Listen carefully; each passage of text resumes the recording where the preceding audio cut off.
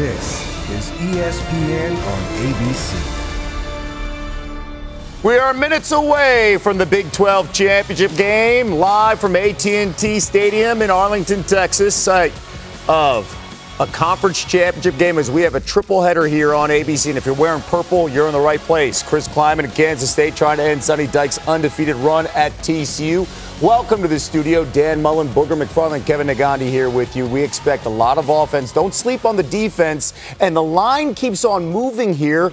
TCU favored all week. Right now, it's Kansas State that's the favorite by a point here. When you see Max Duggan, what's the difference, Well, Dan? we need more magic from him, not just with his arm with his 29 touchdown passes, but his 5 touchdown runs. He's an exciting player. Deuce Vaughn, 121 all-purpose yards in the first match. He was one of the primary reasons they were up 28-17 at halftime. They're going to need more of that from him if they're going to spring what I would call the upset. Oh, the purple is out. People are feeling good. Chris Fowler, Kirk Herbstreit, Holly Rowe. Kickoff of the Big 12 championship coming up after this. It's V-Week on ESPN as we continue Jim Valvano's fight against cancer. You're watching Dr. Pepper Championship Week. We expect it. We should be in that top 4. Oh, yeah, I'm telling you. When you lose to a team, you want to get a second chance at them. It's gonna be on us. Winning a conference championship is where it all begins.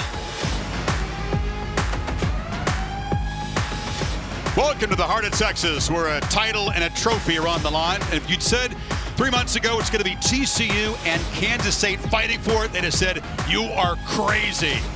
Here come the Wildcats, seeking their first conference title in a decade. Year 4 under Chris Kleiman. And the Horned Frogs, just the slightest of favorites, although this game rated a toss-up at AT&T Stadium. Is a purple palace as the Frogs come in trying to secure their playoff bid. Welcome to the Dr. Pepper Big 12 championship game on ABC between 10th ranked K-State and number 3 undefeated TCU, part of Dr. Pepper Championship Week. Now to the public address announcer, James Jennings. ROTC program. Remain standing as we honor America and join Grammy award-winning, multiple platinum singer, songwriter, artist, and author Ashanti in singing our national anthem.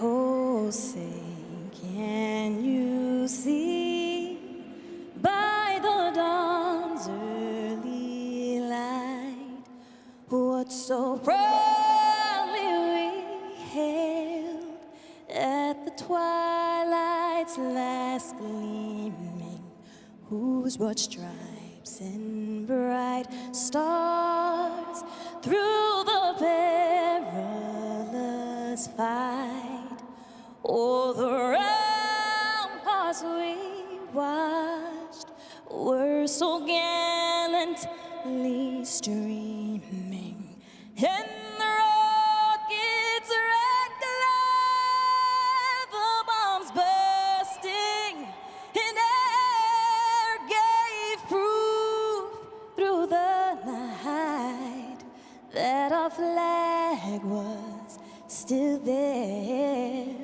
Oh, say does that star-spangled banner yet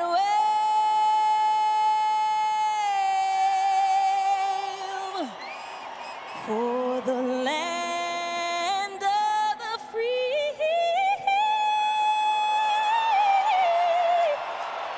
and the home of the brave.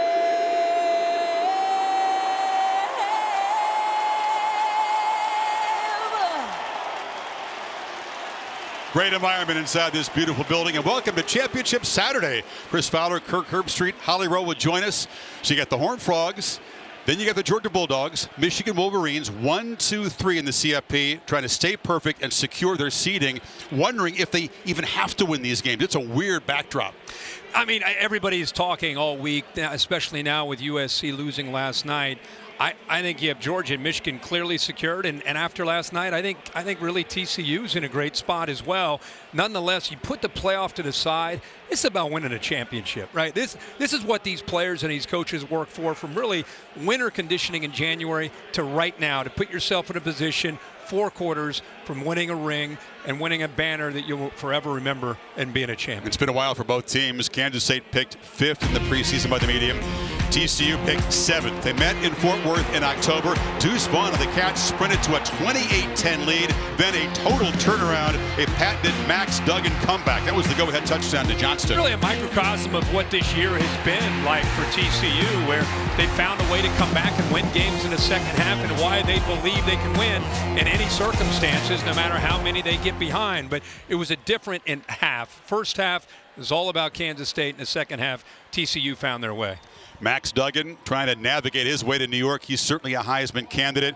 What's going to make the difference in this game, which is virtually a toss-up out here? Yeah, I think Duggan's maturity and how he's handled some adversity has been fantastic. I really think Deuce Vaughn, to me, is the key to this game. How well he can play or how well they can defend him, I think, will be the difference. Yeah, the electric 22 for Kansas State.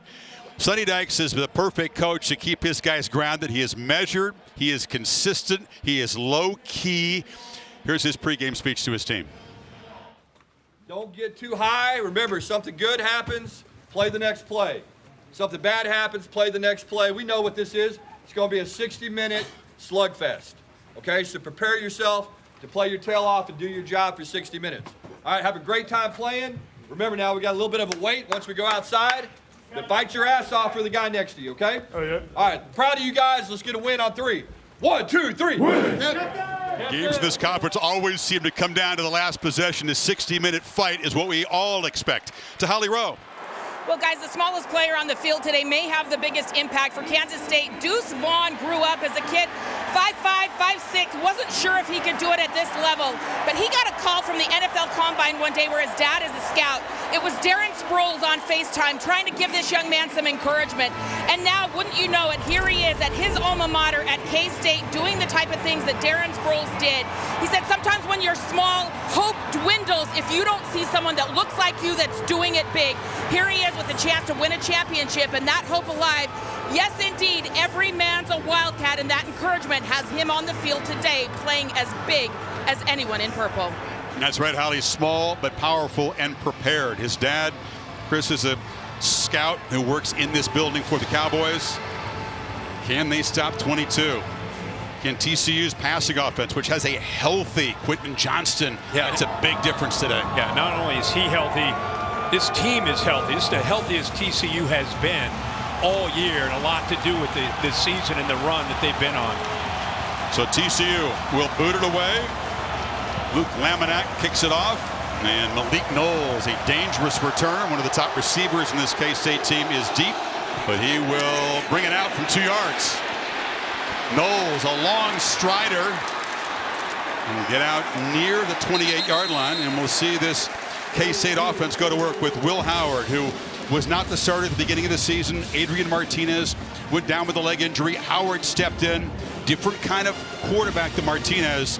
Keep an eye on his deep ball threat today. Yeah, he's a guy that's been around for a number of years, 3 years of starting experience, but he takes over this year. He really changed his body from last year to this year, dropped 20 pounds of body fat, put 30 pounds of muscle on. So you see him now as a much more different, athletic, big, strong, physical quarterback. And the first touch of the game goes to Deuce Vaughn, and the Horned Frogs able to wrestle him down for a 4-yard gain. Martinez just hasn't been able to get that ankle and knee healthy, but he is the best buddies of Will Howard, been very supportive, really kind of a model teammate. He'll be back for the bowl game in New Orleans. He will be. There was some rumors, the possibility of him being healthy enough this week, but obviously not going to happen. Vaughn picks his way patiently, but he's knocked down behind the line. That Frogs defense loaded with speed, and that's Shad Banks who made the play. Yeah, Terrell Cooper on the edge actually handles a double team and forces him back to the inside.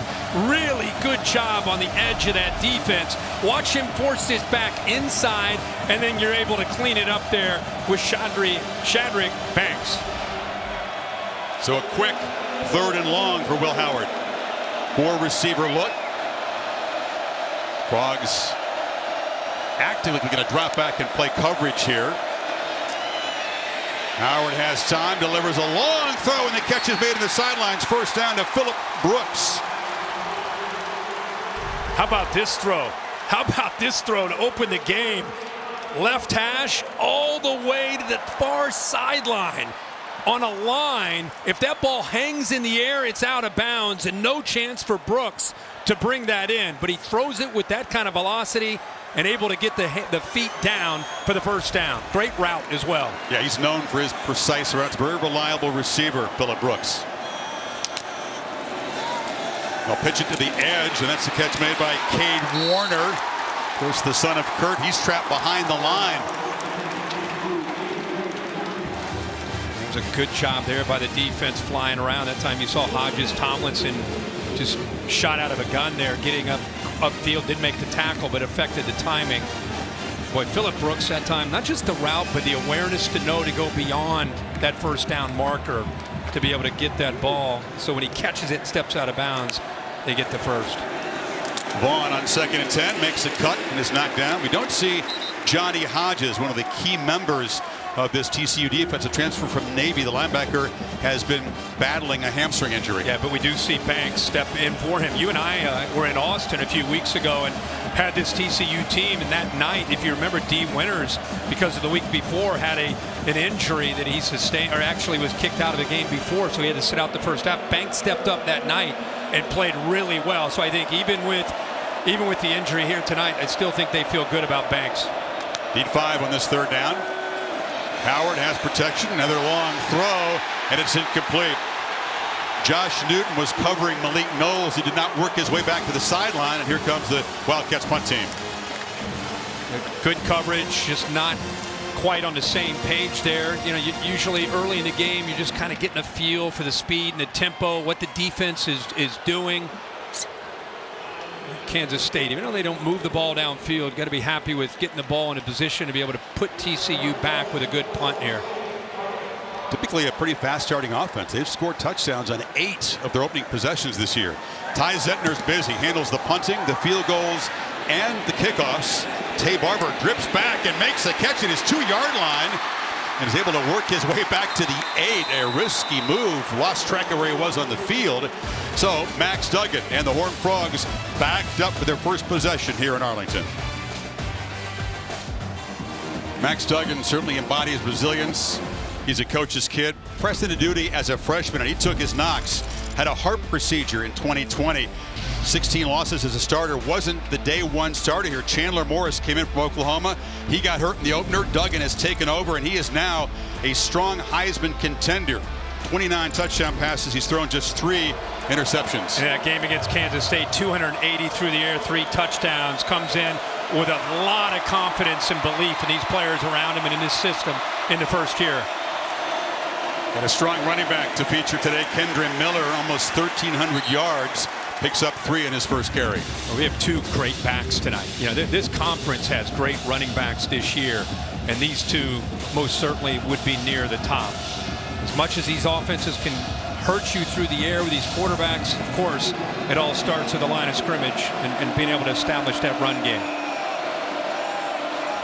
Wildcats crowding the line. Duggan back, takes a downfield shot in the second play, and it's Johnson with an over-the-shoulder catch. Brenton Johnston beat Julius Brents just like in the first meeting in Fort Worth. Oh, you got a safety in the middle of the field, creates a one-on-one opportunity on the outside. Linebackers are coming down against the potential threat of the run, get pressure on the quarterback, and how about this for your first throw of the game? And a matchup that we want to see, Brents against Johnston. Johnston at 6'4", Brents for a corner at 6'4". 53-yard gain brings the TCU fans alive. And now Miller bangs forward for about 4 yards. Really not a chance to set up this one-on-one matchup. Pretty good coverage, but look at the ball. I mean, you could not draw it up any better for Duggan on where to put the ball on a go route out over the outside shoulder to allow Johnston to walk away or jog away there from Brents in coverage. 18th 50-plus yard play. He is a difference maker. Held out last week in the rout against Iowa State to be ready for today. 2nd and 7. Pass across the middle. Johnston again in traffic makes the catch a couple yards short of the marker. This offense, what makes them so tough is they have so much speed and so much big play ability. Look at these 20 yards or longer plays this year. Leads the Big 12, third most in the Big 12 on defense. This is just a team that understands how to hurt you downfield and make you have to respect that. You add that to the combination of this offensive line and Miller, man, they're a threat. Fast guys and a very accurate deep thrower in Duggan, as you've already seen. 3rd and 3 from the pocket. He's going to go downfield again, and a battle in the end zone broken up. That was Savion Williams going up, and Brents was matched up over there. Yeah, and Boydo as well. And again, Williams is a big target. It's 6'5", right? I think he drops this football instead of holding on to it. Boydo is beaten, never really finds the ball. Good job of adjusting. Everything's right. I think he was in such a rush with his eyes to look down to make sure his foot was in bounds that he lost focus on concentrating on finishing the play. Going for it on 4th and 3. You see that a lot in this conference. Maury DiMercato is the back. A low snap for Duggan. Delivers across the middle and a catch for a first down. And it's Jacorius Spivey, transfer from Mississippi State, big body guy. Watch the eyes move the backer and create the space that he needs. Watch Duggan look to his right, look that linebacker off, come right back with a nice throw. Good tight coverage, eyes to the right, intentionally move that linebacker, and then a quick, decisive throw to get that first down.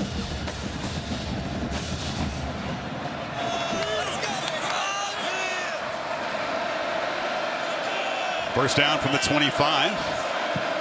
Duggan immediately straight back, and he can take off.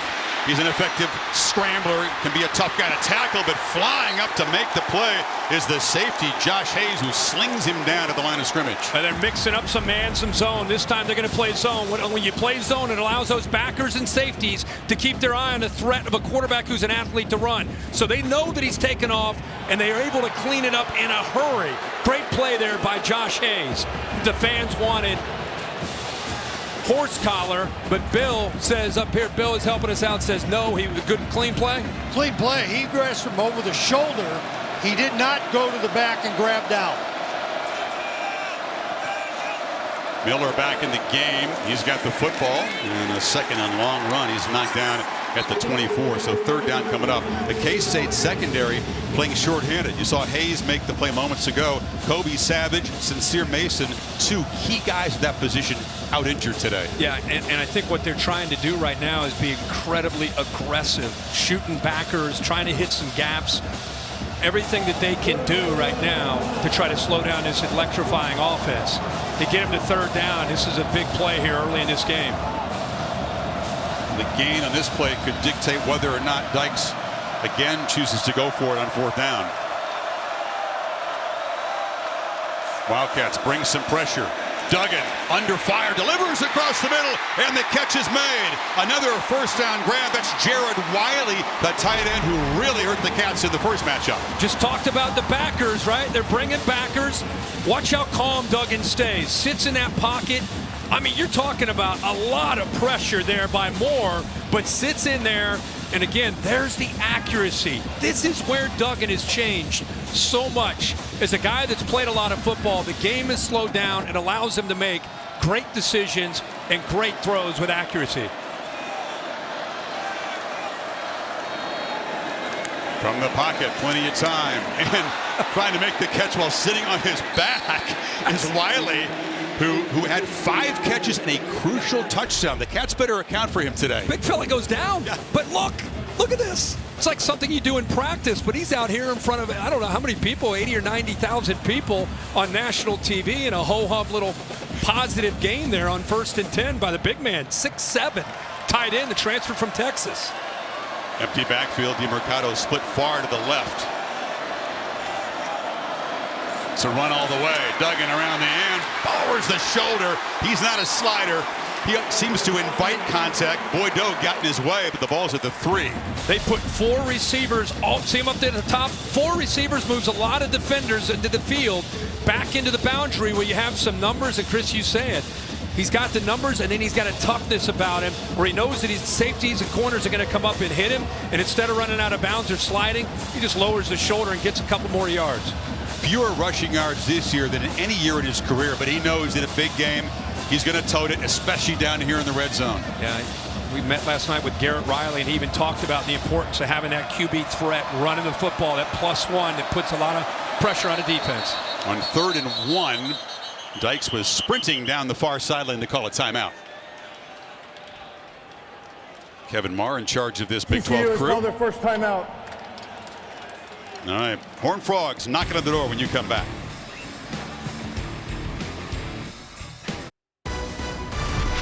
The Dr. Pepper Big 12 Championship on ABC is brought to you by delicious ice-cold Dr. Pepper, the one fans deserve. And in part by IHG Hotels and Resorts. TCU was 3, dropped to 6 in the final rankings in 2014, ended up clobbering Ole Miss in the Peach Bowl. Aerial coverage provided by Goodyear, celebrating the challenge of road games everywhere. Are you ready for the road? Goodyear, more driven. Horned Frogs have driven 88 yards. We're backed up deep inside their 5-yard line. Now they have a 3rd and 1 here. And you got a 2-back look. Trent Battle and Miller flanking Duggan. It's a keeper. Battle with a lead block, and Duggan bangs down for a 1st and goal. Great block by Ali, the center. Uses his leverage, gets the nose guard. Huggins turned. That's really where it started. Then he gets right behind the lead back there, Battle. They are tough to deal with down in this position. They have plenty of options, and they got a quarterback who is unafraid to impose himself at the goal line. And you want to throw it to a big body receiver. There's like 3 of them out there. There's just a lot of confusion here with the personnel groupings. Referees are stepped in to give Kansas State the time they need. Now you're going to get a timeout. It's the one thing with a play clock is if you make a change offensively, even if it's late like that, Kansas State has to be given time. Let's go back to that last play to get that 1st down on 3rd and short. And always love looking in the trenches. Watch this block right here, and it gives you an idea. He's not known for his overall athletic ability, but just by turning and using that leverage, he's able to create an opportunity with an angle. And then you get 17 leading the way. Makes it really easy for Duggan on 3rd and short. Almost got into the end zone. This offensive line's impressive. Duggan did take a shot to the helmet there, but he's not afraid to pay the price. You got 2 6-year guys, you got a 5th-year guy, you got 2 other guys who are 3-year starters, so it's a veteran, graybeard offensive line in front of him. And for people that are just watching TCU for the first time, and they're saying, you know what, I want to check this team out. They got a chance to win the playoff, maybe get to play, maybe win the Big 12, get into the playoff. One thing you got to realize, remember, Sonny Dykes is in his 1st year, has had 5 games where they were trailing in the 2nd half and had to find ways to win. If nothing else, you got to step back and tip your cap for the culture that he's been able to create here in this 1st year.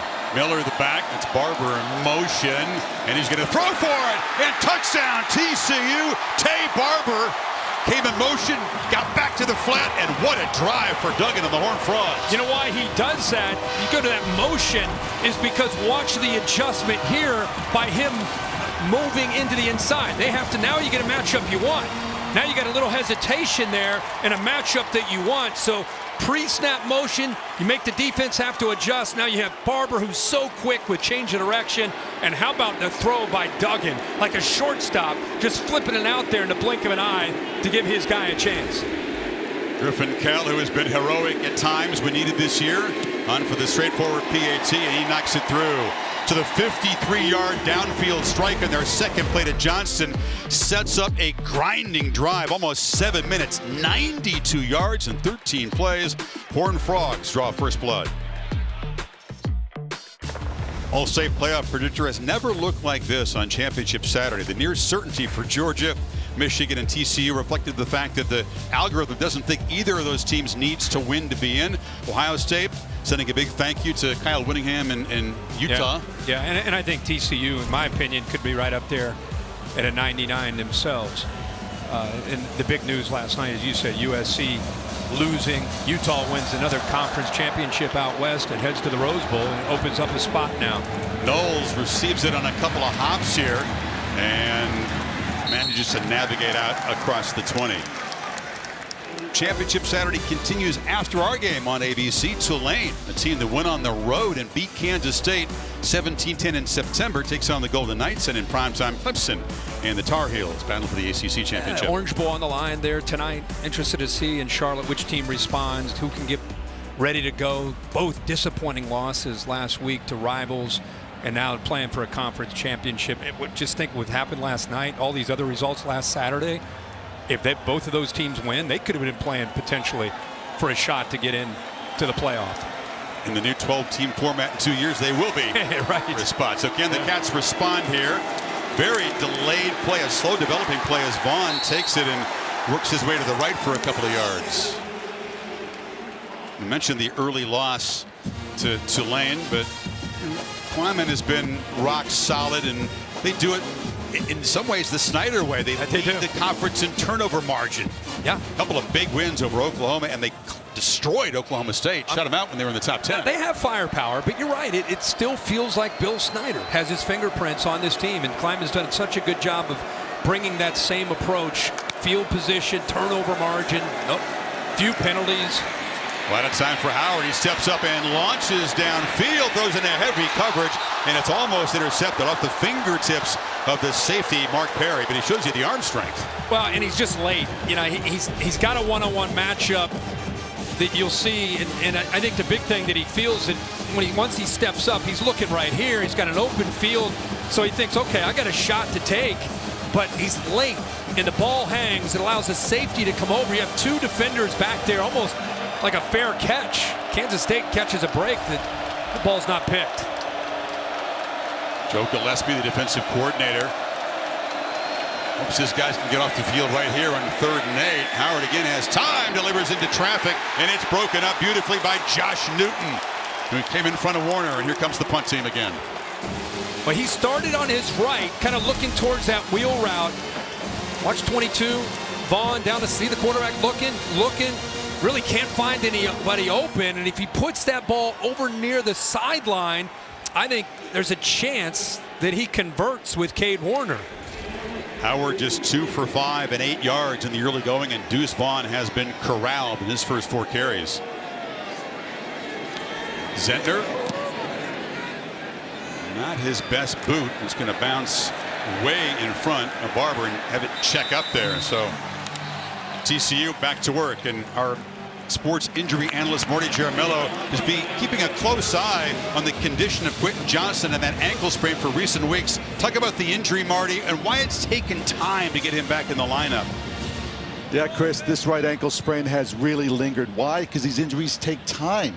And the ligament is actually partially torn and partially stretched. And he finally got the rest that he needed in the last 2 weeks, allowing the ligament to heal, scar up a bit, and actually regain a little bit of stability. That said, today he's well protected, allowing him to show off that speed, the agility, and how Kirk said in another last game, he has that elite little shake in the open field. Saw it early, Marty. He's got the speed. Miller bounces it, gets the edge. Kendre Miller deep into Kansas State territory. Knocked out by Cheatham inside the 40. They pull around a couple offensive linemen, but watch the edge block there by Wiley. Great vision here by Miller to kick it. How about that? Quentin Johnston, we just talked about him with Marty with his health as a receiver downfield. You know, it's just kind of a screen, just kind of gets in the way, but it's enough to get Miller to the corner and pick up big yards. Miller again. When they ground out that win in Austin, he badly outdueled Bijan Robinson, up to the challenge, knowing he's got Deuce Vaughn on the other side, a guy who always feels like he's underrated. He comes from a very small school here in Texas, a 2A school. Yeah, and brings so much to this offense, over 100 yards a game. What's happening for me early in this game is you're going to get a good feel for the balance. These safeties are starting to creep down because they're having to respect Miller, and all that's going to do is create one-on-one shots downfield to Johnston and these receivers. And Duggan makes a low throw.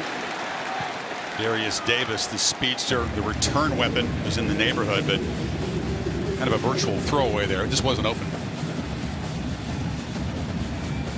By the way, that touchdown pass for Duggan, the 71st in his career, tying him with Andy Dalton, number 2 in TCU, behind Boykin, who's got the record. Good job Garrett Riley has done with the play calling of this offense. We all know the job his brother Lincoln has done over the years, but man, Garrett's making a name for himself. Finalist for the Broyles as a top assistant coach. Yeah, at age 33.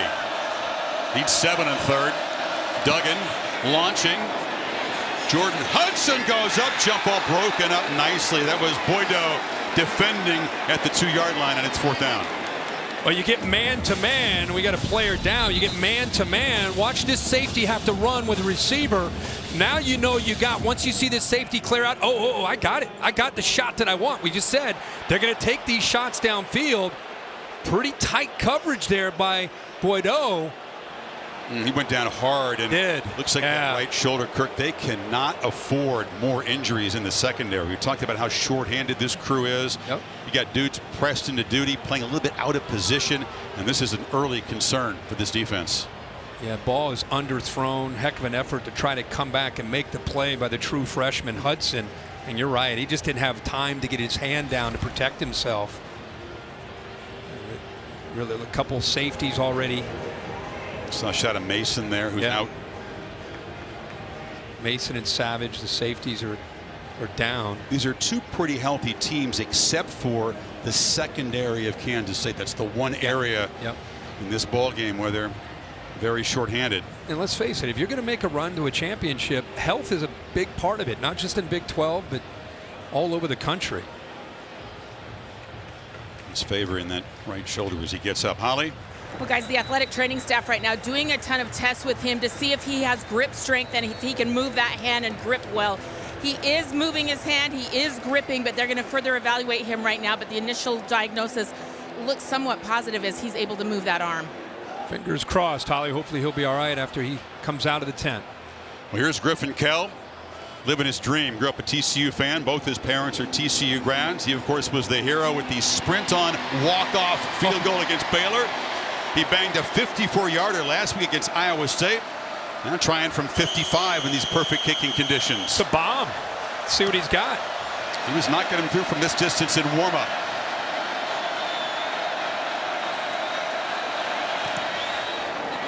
Starts and stays wide left. So Kell off target from 55, and the Horned Frogs' promising drive comes up empty. It looked like it had plenty of distance. Looks like he hits it good. He just pulls it a bit to the left. I tell you, I think the decision there to go for it shows you 2 things with Sonny Dykes. Number 1, he believes in his kicker, and he should. Number 2, he believes in his defense. And even though you're going to give up some field position here, defense is off to a really good start. I'm anxious to see how Colin Klein, the former great Cat quarterback himself, now the offensive coordinator, after a couple series, what kind of adjustments he makes to try to get this offense into a rhythm. In the end around, this is Malik Knowles. Jet sweeps are a very effective weapon for the Cats. They average more than 14 yards when they jet sweep it. It's because everybody packs in on Deuce Vaughn. Everybody worries about the way they run in the interior. So the way Colin Klein keeps him honest is he gets out on the edge by doing the jet sweeps. You see a lot of teams that do that don't have the prolific passing offenses. One of the wrinkles you throw in there just to make sure these defenses are going to get a little wider is run that jet sweep. Howard launches downfield to Knowles, who catches it in stride, and suddenly the Cats are threatening at the 15. He beat Josh Newton. He did, and he had man-to-man. Safeties up tight. Watch his safeties come up tight. We talked about that on the other side of the ball. But with safeties up tight, you know you've got a one-on-one chance, and you love to see the confidence that Klein has and going back to the hands of Will Howard and these receivers, and you get downfield one-on-one, Malik Knowles will make you pay for it. What a turnaround. They stop, miss field goal, suddenly threatening to tie the game in the flat. That's Phillip Brooks, who's going to be dragged down at the 14. We said how would Colin Klein adjust, and it's attacking the edges. First couple series, trying to go to your wheelhouse and Deuce Vaughn. They'll get back to it, but it was a little crowded. TCU respected that all week. Joe Gillespie, the defensive coordinator, said it starts with us stopping Deuce Vaughn in the run game. Now you've seen Colin Klein say, okay, we're going to get the ball outside. Try to make you respect that outside game too. 2nd and 8.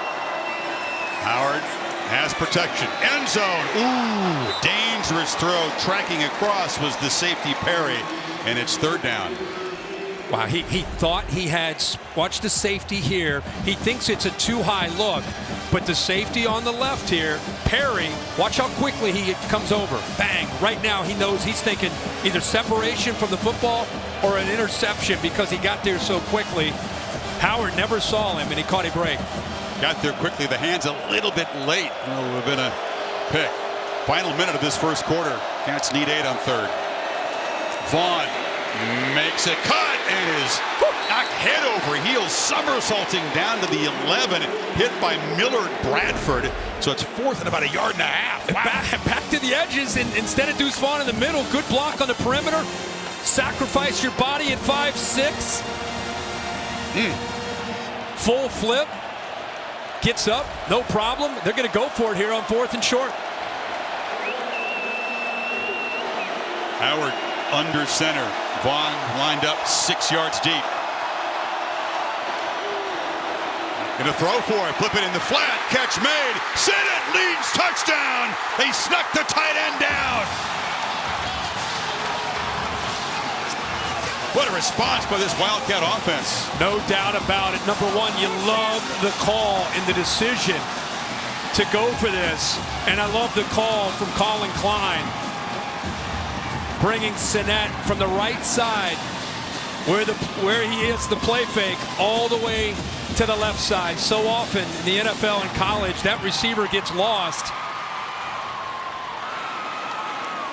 Sinnott, a tough blocker. Not a very big dude. They don't feature the tight end a whole lot, but down near the goal line, a 4th down touchdown, and we're dead even with 15 seconds left in the quarter. So you have the big tight end out into the corner. Here's kind of your H-back tight end, Sinnott, who's just off the play fake, often gets kind of lost. You see the defensive edge to that. To me, just you kind of lose your edge there. The linebacker kind of gets caught up, just slightly hesitant, and then a really accurate throw. But it goes back to the decision to go for it. You're playing championship football. You're down early. You got to make a play. And Colin Klein's got to love to see that execution. Yes. Heisman finalist. K-State won the conference title in 2012. Different kind of offense when he was kind of grinding it out, bulldozing his way as a quarterback. Right? He was. Boy, he was a great player. Still the career touchdown scoring record holder at Kansas State. 63-yard drive in 6 plays. Yeah, it's more of a quick strike offense than you think. Yes, it feels at times like the Snyder era. Vaughn can grind it, but that 40-yard pass to Knowles was huge. And I think that's the change, right? Once Martinez went out with the injury and Will Howard took over, that's the compliment to Deuce Vaughn. Their ability to strike downfield. And you know, Malik Knowles and Phillip Brooks get most of the attention, but when they get in the red area, you better keep an eye on those tight ends and fullbacks.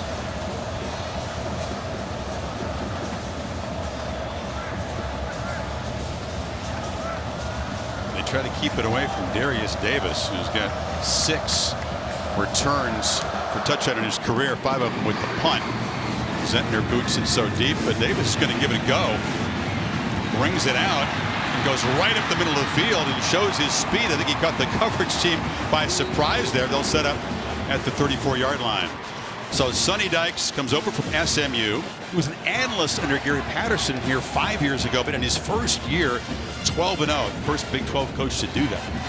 Yeah, been impressive to see. You know, in this era, transfer portal, you know, people talk about how quickly you can bring some players in and become competitive. That doesn't tell the whole story. It's what you do with your strength coach. It's what you do with the culture. It's what you do when you handle adversity. A team that came back 5 different times. So it's one thing to look at those numbers and say, well, he's having a great year. But if you watched him from week 1 to right now, it's been a fun story and a fun ride for Sonny Dykes and his team. No doubt. Duggan keeps it again. It's more about re-energizing the guys who are already in Fort Worth than bringing in new guys. Yeah, and he said this year. Early, he told us last night, the Oklahoma game was probably the point where they really bought into the new system. This virtual toss-up tied 7-7, end of the first quarter in Arlington. Back after this message and a word from your local ABC station. 7 apiece as we start the second quarter of the Dr. Pepper Big 12 Championship game here on ABC. Touchdown apiece and an extra long field goal missed by TCU in the opening quarter. But Kirk, the Cats got away with one on the touchdown catch. Look at Ben Sennett right here near side. See that flinch? Bill, what do you think of that? Should have been. That's a false start. Yeah. He made a movement like this play was starting, and then all of a sudden he abruptly stopped. Yeah. Should have been called. False start. And now 4th down, move him back 5 yards. Probably correct. kick a field goal. So a big miss there and gives TCU or gives Kansas State their touchdown. And Sennett's the guy went out in the pattern and caught that touchdown pass. Duggan looking to throw in first down, wasn't there, just drops it into the turf. Nobody open, and Eli Huggins brought the pressure. And not only the pressure, but the defensive line took it away. They red screen all away, and they had 2 or 3 different Wildcat defenders out there, so just nowhere to go. Duggan just eats it, throws it away. So now you get a 3rd down, 3rd and long here.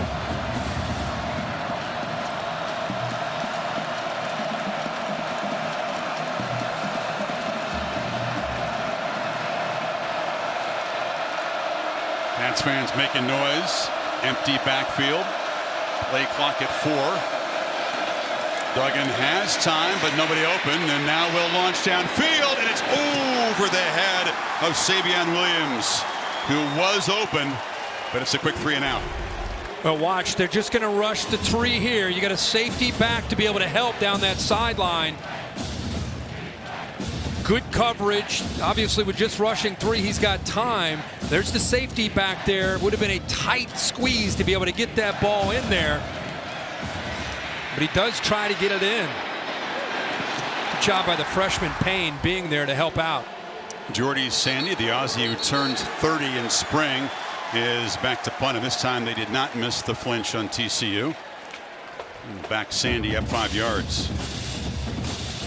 You expect momentum swings and changes in games in this conference. The first meeting had a bunch of them. Ball start. Offense number 27. 5-yard penalty. No 4th down. And we had one here. Duggan came out slinging the big play to Johnson. They were up 7-zip, and the Cats have clawed back and will get the football back in the 7-7 game now.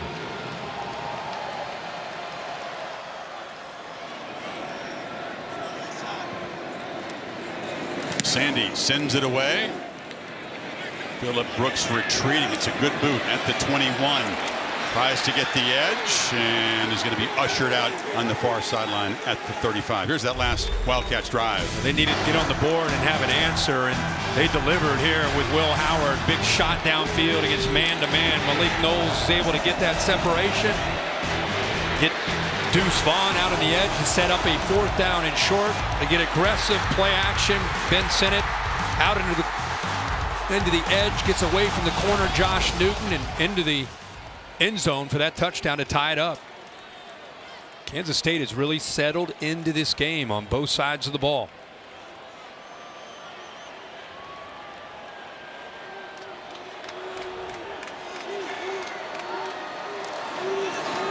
Vaughn shows that power. He might be about 5'6", but he can drive the legs. Holly? Well, the last quarterback to win the Big 12 championship for K-State was Colin Klein, and he's calling plays today, as you guys mentioned. I talked to him on the field before the game, and he said, my dad was a 35-year coach. Coach Snyder taught me well all the way I've come up, but he's built playbooks playing video games his whole life. Says, we're trying some things. We're going to innovate here, and he's excited about the future for Kansas State. 33 years old, one of the bright young callers in the game. He recruited Will Howard, and Will said he brings a real calm presence. And he said he learned that from the Snyder era. Vaughn with a 1st down run now near midfield. He's one of our favorites that we've watched play, and he played, even though he was a physical quarterback, he played with that same attitude, that he has now as a coach. I'm sure it's a reflection of his dad and Bill Snyder. Vaughn remains the first concern for any K-State opponent. He was held in check the first meeting pretty well by TCU. Off the play fake, Howard over the middle, has a man wide open, and that was Vaughn taking a big shot. It was off his hands, and then Miller Bradford delivered a hit, and here comes a flag where the tackle was made. So an opportunity to bring in Bill Lamagna and get his opinion on this. Bradford hits him, lowers his shoulder. You wonder if Vaughn is looked at as a defenseless player there. He is a defenseless player, and it appears that the left shoulder comes in with forcible contact to the head neck area. Now the tough thing on this is the receiver's going down, but the rule doesn't allow for that. So he gets him with the shoulder, forcible contact, targeting. Personal foul, targeting, defense number 28. The previous player is under further review. Brad Van Bark is the replay official here in the Big 12. They call him Nook, but Miller Bradford is a key part of this defense. He is. Plays a very versatile position. Bill, I want you to explain to the fan, you mentioned how he lowers, Vaughn starts to go down. The TCU fans saying, wait a second, he can't help that Vaughn went down. I don't know about where that contact is from either guy. That looks like shoulder to shoulder. Is it the follow through with that it made it look forcible. Seeing this last view, think it'll be I don't like the targeting call. Okay. The first viewer to it looked like he got him with the shoulder right to the head. Right. But on these other views, I can promise you Dykes doesn't like it either. We'll see if replay reverses this. It's a big moment early in the second quarter here. It is. This is what they're trying to determine, what Bill's talking about. Watch him on that follow through with that elbow. I think that's what drew the flag. Made it look intentional, but Bill, it's to be a tough call. Yeah, but shoulder to shoulder, it's the forearm. Is that, would you still call that forcible contact to the head of Vaughn? No. The initial, I'm looking for that initial contact.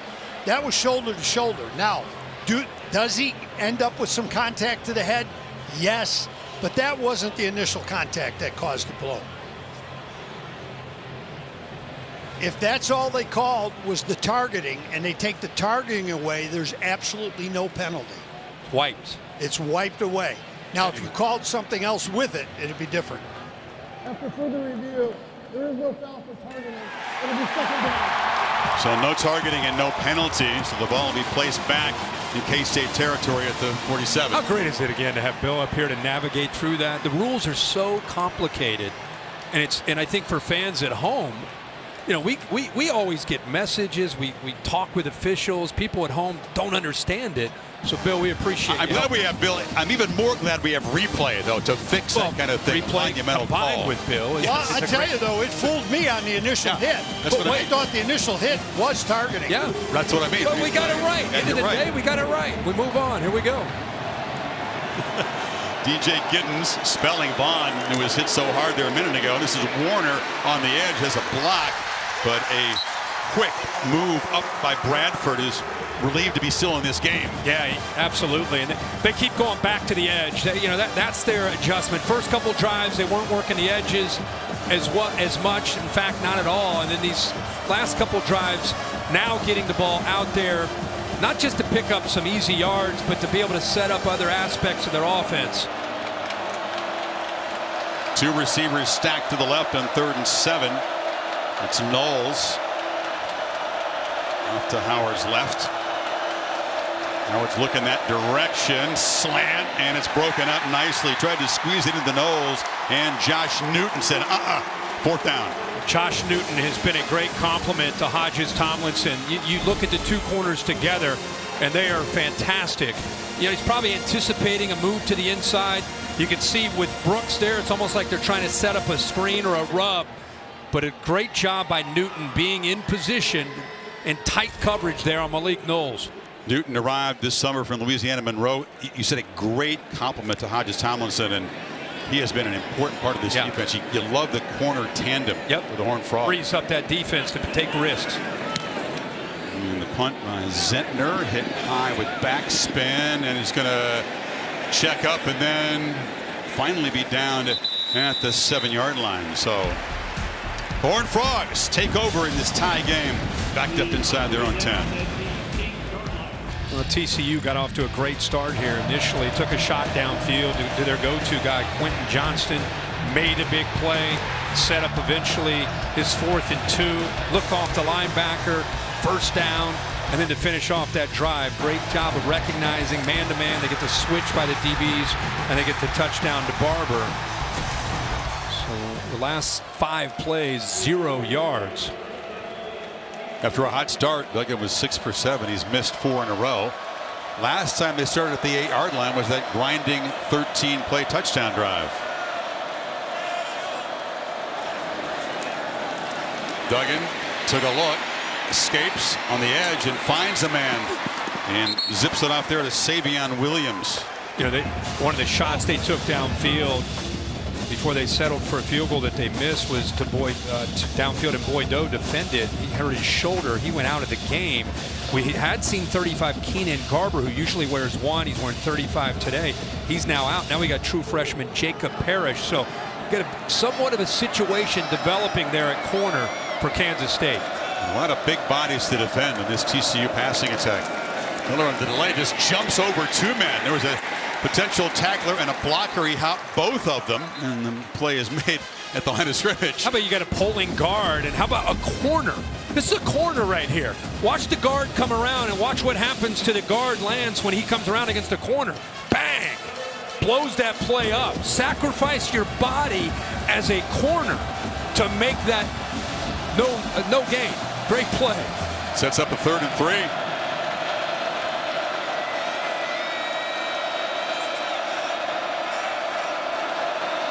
Duggan has time. Slant incomplete. He was trying to find Johnston. That was Brent's in coverage, and the K-State defense holds and should get good field position for the offense. How about Julius Brent's back-to-back plays? He was the guy who I just circled as a corner. Makes a good play against the run.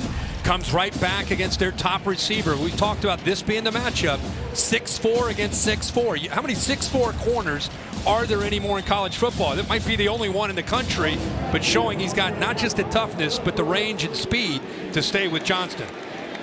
That size is handy. There's 2 6'5" receivers. Johnston's 6'4". The tight end Wiley's 6'7". Yeah, he's got a big job today. So timeout taken. TCU spending the last 1.5 here to avoid having the punter backed up 5 more yards, but back-to-back 3-and-outs for Dyke's offense. K-State back to work when you come back here.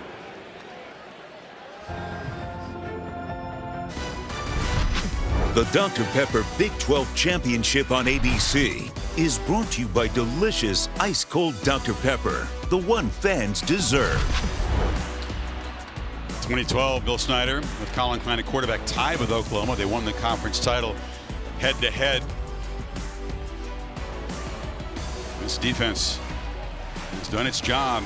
Back-to-back possessions for the Horned Frogs' high-powered offense, and you can see Klein's at work plotting the next series.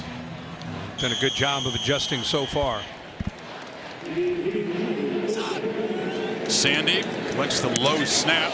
It's a pretty high boot away, and a fair catch signaled back at the 40-yard line. Dr. Pepper tuition giveaway is coming up. See it featured throughout championship Saturday. A couple of students battle for that life-changing $100,000 in tuition. You're a fan of the chess pass is normally the strong strategy. You have to kind of swallow some pride and execute. Yeah, it depends on the pass. candidate. Depends on the candidate who's out there. That's non-committal analysis from you on the strategy. I give you an evaluation once I see who the candidates are. Okay. First guessing before the first throw, I could help you. All right. Look forward to the halftime analysis. Another one of those jet sweeps to Knowles, and another successful play. Malik Knowles is free. Stiff arm. They still can't get him down all the way to the red zone. What a weapon. How about the blocks? Anytime you see a big run like this, you're going to see great blocks. Right tackle Duffy. Good job by Sennett. Nice job by Phillip Brooks. And this is the difference, I think, in Knowles and what we've seen from him this year. That next level of becoming a physical runner when he gets the ball. He used to not have that same kind of explosive physical running style. Howard steps back on first down, launches to the end zone, caught made at the 2-yard line. That was Vaughn who snuck out, takes the football away from Perry, and it's first and goal. You go empty, and you put your running back out here to show you what he can do at 5'6". Open to the middle of the field. Nice job of stepping away from pressure and a great throw. And on tempo, walking into the end zone is Will Howard. Colin Klein was all over that drive. The jet sweep, the big throw to the running back, and the quarterback just walks in, and the Cats have the lead. Put a star next to that one with Colin Klein. You're right about that. 3 plays. That jet sweep got the momentum going. A heck of a job of moving Deuce Vaughn out to receiver to show you his versatility. And the defense has really, they're set back on their heels in that third play. You don't see that very often. Howard pulls it and walks in. He's a big body quarterback, 6'5", 235, running not a huge part of his game, but he's tough to tackle down in the red zone there, and has scored for the 3rd time on the ground. And Chris Kleiman's team from 7 down to 7 up early second quarter. K-State can strike quickly. That's their 20th touchdown drive of the season in fewer than 5 plays. They have the lead. You're right, though. The perception is that it's Bill Snyder, it's tough, it's running the ball. But, man, they can score in a hurry. There he is, Davis in his end zone. This TCU offense came out firing. Big play by Duggan to Johnston early, set up the touchdown, but back-to-back 3-and-outs suddenly. Davis is going to drift back. He's not afraid to bring it out, and will. Hurdles some traffic, still fighting, and knocked down across the 20. Well, Chris Felica, the big send-up on College Game Day this morning. He's off to big responsibilities at Fox, but his final Affleck trivia question of his career, Bear. Make it on easy. Camera. It is. I have a nice soft heart today for you, so I'm not going to make it too hard for you. But today's Affleck trivia question: how many teams ranked 3rd in the next to last CFP rankings have failed to reach the playoff? So next to last ranking, the one right before the final one. TCU was one 3rd. TCU was one of them. They were 3rd the first year in 2014. Won and dropped to 6. Yep. What was Baylor that year in the second to last? 5th, maybe? Ohio State, I think, jumped from 6 to 4. They did. Miller on a first down carry still has this balance and has a first down to the 35 where Josh Hayes grabbed him. Really nice job up front.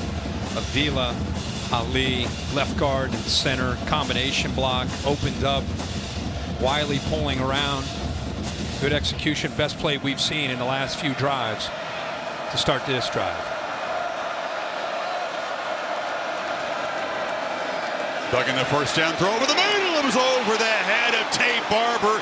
He had the small receiver running free out of the slot. Watch this. I mean, sometimes it's not necessarily getting the sack, but it's applying enough pressure to make Duggan feel like he needs to rush his throw. He knew that he had to get rid of that. It affects his accuracy. He makes that throw.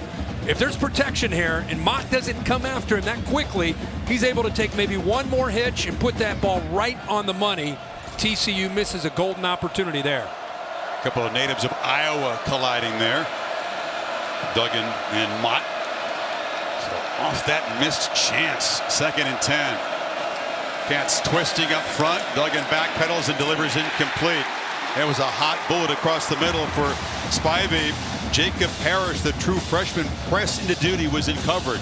And a nice job by Josh Hayes. I'll tell you, this is a sophisticated defense. Hayes just kind of sitting, comes off of the receiver he had in coverage, eyes on that quarterback, and he's able to help out in coverage. This defense really struggled a couple of years ago. Then they shifted to this 3-5 or 3-3-5, and it's been a huge improvement the last couple of years.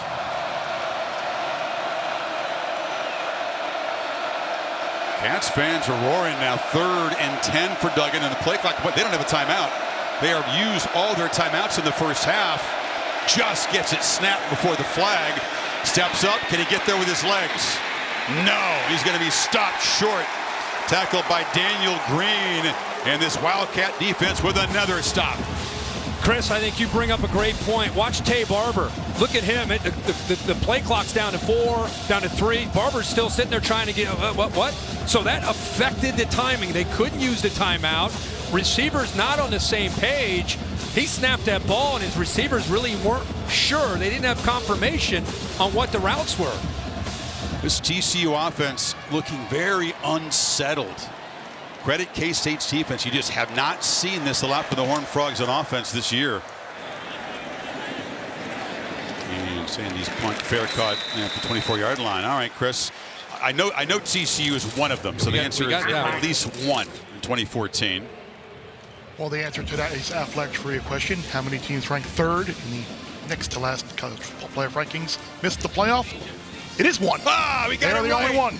Well, Chris, we want to thank you. What you've done, not just for college football, but for college basketball and the X Games and World Cup and Triple Crown, everything. We're going to miss you, man, but wish you the best. Excited for your next chance. I'm going to miss you guys, too. It's been my pleasure. 27 years. It's been one heck of a run. Chris, you were already here with Coach, and Bear and I came in together same year, 1996. We'll miss him dearly. Vaughn works his way up the left edge and just scampers for a first down. Boy, great execution up front. Look at this. The left guard that time, Beebe, just kind of acts like he's pulling and comes back the other way. He did step out short of the marker. I thought he was going to make the 35. They spot him back at the 32.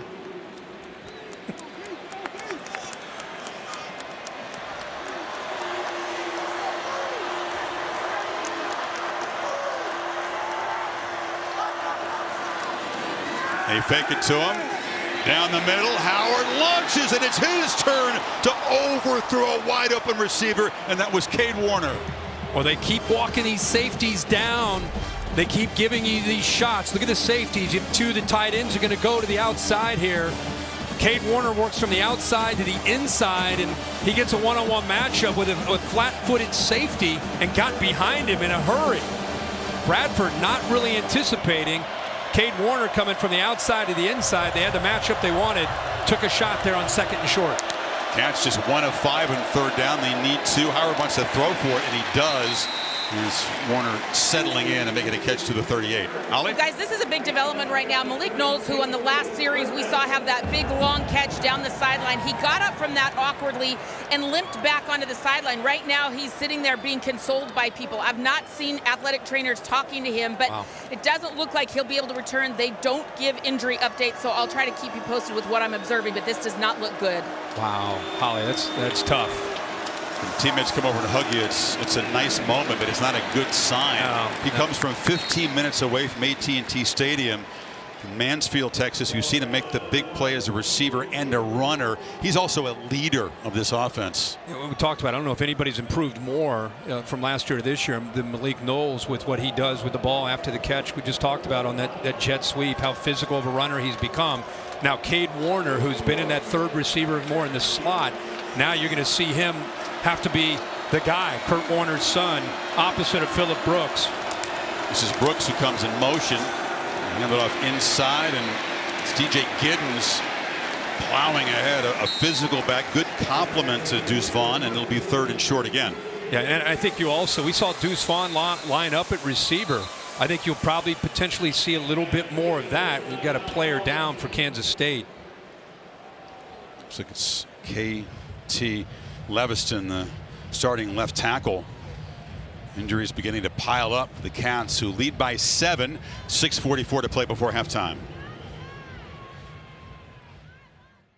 The AT&T 5G Skycam, and featured in the Taco Bell Live Más student section is the Hypnotoad. Lifted from the show Futurama like 20 years ago. It was used at basketball games, and it has been known to turn games around. Sunday Dyke says it has magical, mystical powers when it ever appears. It's trippy. I think Max Duggan has mystical powers, or at least he has. You're not buying the Hypnotoad syndrome? No. Well, Dykes wants his defense to get a stop here. 3rd and 2. It's Giddens, and he's got the first down. Big fella banging off the left side into Horned Frogs territory before D. Winters got him to the ground. They've moved Beebe now out here, and watch the job. You got to move some people around with that injury. He's now playing tackle and they run right behind that left side. Till Forge is in now at guard, so they move Beebe, who's Big 12 Offensive Lineman of the Year. They move him out to tackle to show you the versatility he has. He's their best offensive lineman. Hasn't allowed a single sack all year.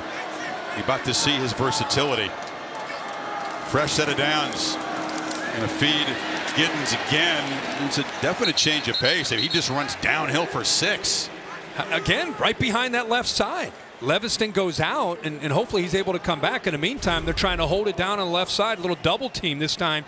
19, Sammy Wheeler helps out. There's Sennett. Oh, just the old school, good sound, sustaining blocks, hat on a hat, positive yards on 1st and 10.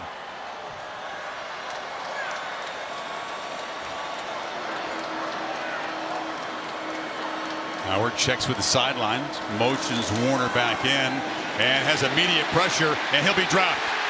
Sacked by Dylan Horton, one of the better pass rushers on this team, transfer from New Mexico. Great discipline. They've been running over here, right? Running. Now you're going to test the discipline on the backside. Howard is athletic enough to do this. Kind of flashes the fake. Love to see a little bit more of a commitment from Howard to really sell that, to try to bring Horton down, but they don't do it. Horton by far the most quarterback pressures on this team. Now 5.5 sacks on the season. He needs 7 on this 3rd down. Vaughn motions all the way to the right side. Horned Frogs bring late pressure, ball out quickly. Warner in traffic, works free and fights near the marker. Looked like a very short gain. He somehow slipped away. It'll be 4th and about a yard. Got away from Caleb Fox. Yeah, great job. Some nifty moves there by Cade Warner. It's what has to happen with Malik Knowles down. You got to get behind those linemen. In this case, he's got to make some people miss and gives them a real chance here with that effort on 4th down and short. Lyman keeps the offense out there. 6 offensive linemen. Christian Moore is the fullback in front of Deuce Vaughn. Vaughn, heavy traffic, not going to get there. The Frogs clog the middle and get a crucial stop. That was Caleb Fox and company. Shad Banks in there as well.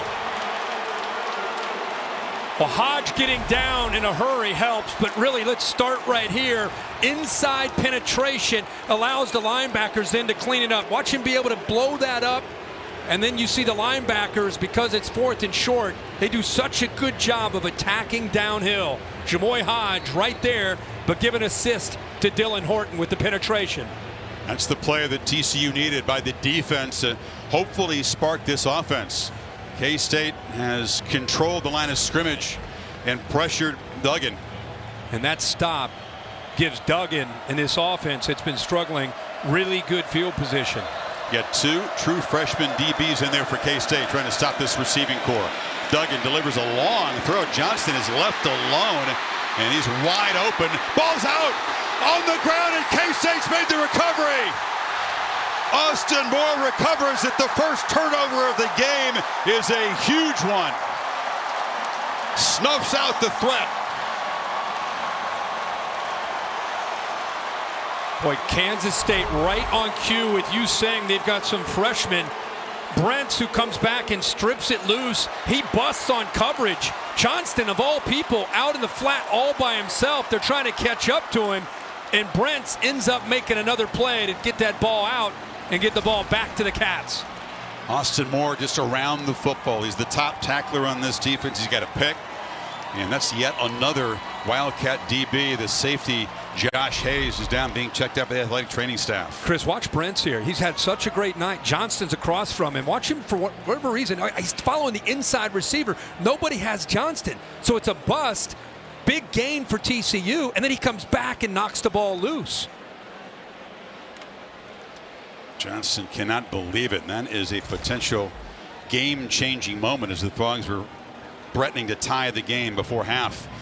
Chance to check in with Kevin Nagandi.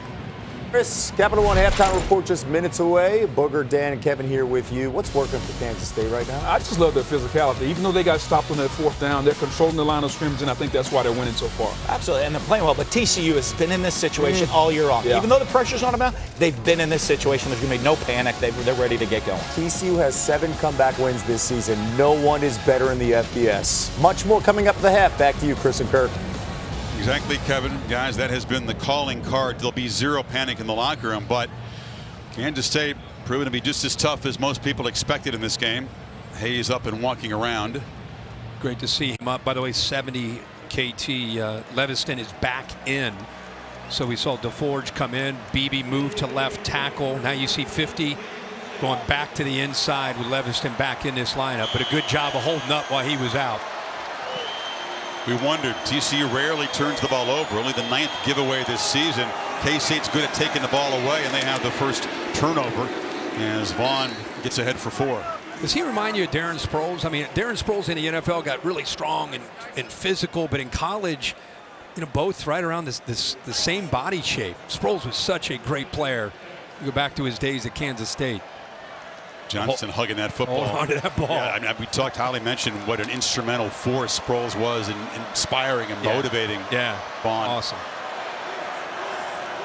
No hurry here. 3 timeouts for the Wildcats. 3:15 to work with.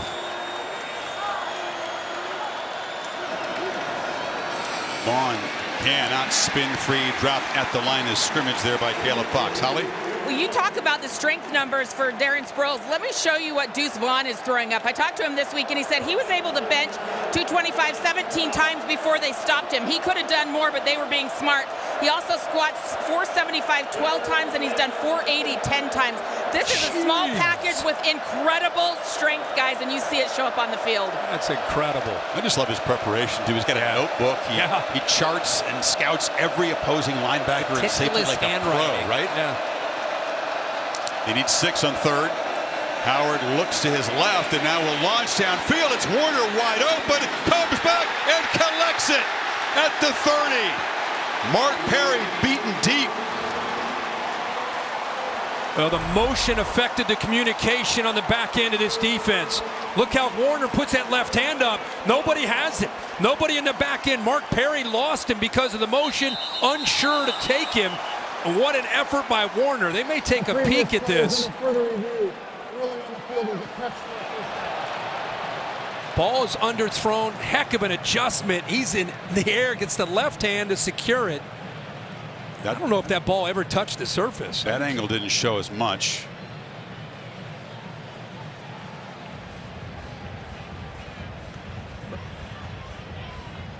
That angle does show the tip of the football appear to touch the ground. Did he have should be a total good one control? right here. This is your shot right here. I don't know. Did it touch? What, Bill's waving it off. He's got his arms out here clearing it. This is the key moment right here. Warner doesn't have firm control of the ball yet, and it hits the ground right there. Right there. And TCU fans are confident. They're seeing the exact same shot that we saw on the biggest screen in the world overhead here at AT&T. This is a massive review. Replay's already played a big role in this first half. Instead of first down to the 30, it would be 4th and 6, and TCU would get the football back with 2:17 to work with. Busting coverage, underthrown ball. Got it out a little late. Warner adjusts so well back to it. Made a heck of an effort just to be able to secure it. But you could see in the replay that the ball did hit the surface. Yeah, we'll see an incomplete pass come out of this. It was a heck of an effort. It really was. I really thought he had the ball at first. Yeah. But that ball's loose. It's touching the ground. Do you ever hate to wave one off when the guy makes a heck of an effort? Or is it just all about the theory is if you don't see, if you got a ball that's near the ground, the philosophy is if you haven't seen it touch the ground, you leave it alone for a catch. The official on the outside can't see through him, so he can't see the ball. Yeah. Are you asking if the officials are sentimental? Right now he's got his headphones on. He's looking. He's like, boy, 85. What an effort. But you know what? Yeah, it touched. You never think, great effort, maybe we'll give him a break. That never crosses your mind, right? Doesn't cross my mind, but boy, I feel bad for him now. And they're right. Warner is craning his neck from the field. You got to look almost straight up to see the screen, but I think he knows that this catch is going to come off the board here. And it's going to be a punting situation for the Cats, who had a real chance, had that call stood up, to build this lead. After further review, it was an incomplete pass. And it was 4th down from the 35.5-yard line. So we'll see if Max Duggan, strong Heisman contender, can get this offense going. After a very fast start, he was 6 for 7. Now 8 for 16 in the first half. Does have the short touchdown throw. But K-State's done a tremendous job of mixing things up. It's a confusing defense to face, isn't it? It is. Remember, they busted on that last play. They caught a break with the effort there by Brents to knock it loose. And you mentioned they got a couple young players out there, so long way to go, as we know with TCU. Barber. No fair catch, and he's hit immediately at the 20-yard line. Some good coverage, and Duggan will take over right there. Sunday NFL Countdown tomorrow morning, 9 o'clock Eastern time. Get you ready for the games. Justin Jefferson will be featured there on Monday night to the NFC South, Saints and the Buccaneers. Manning cast is on ESPN2.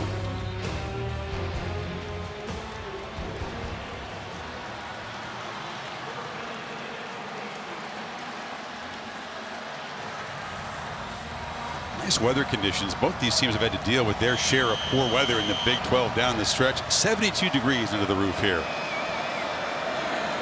So we'll see what Duggan can do.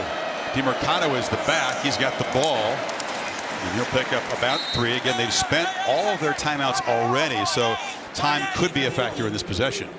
Well, you see a little bit more tempo here out of Duggan, who's very comfortable, obviously, in this kind of situation. No timeouts. Keep that in mind here. Off the play fake, delivers in space, and the catch is made by Darius Davis, and the speedster knocked down at the 45, and here comes the tempo. And here comes the tempo. Really good job of going from pre-snap to post-snap read. The safeties moved on him. He stuck with it, found the opening, and made an accurate throw. 22-yard pickup for his first catch now. Ball out quickly again. And a hard hit delivered to Barber, who picks up 9. Time and time again, you get into these situations where the defense gets on their heels, the offense is aggressive, quarterback no time to think. A lot of times you find that quarterback relocate that rhythm.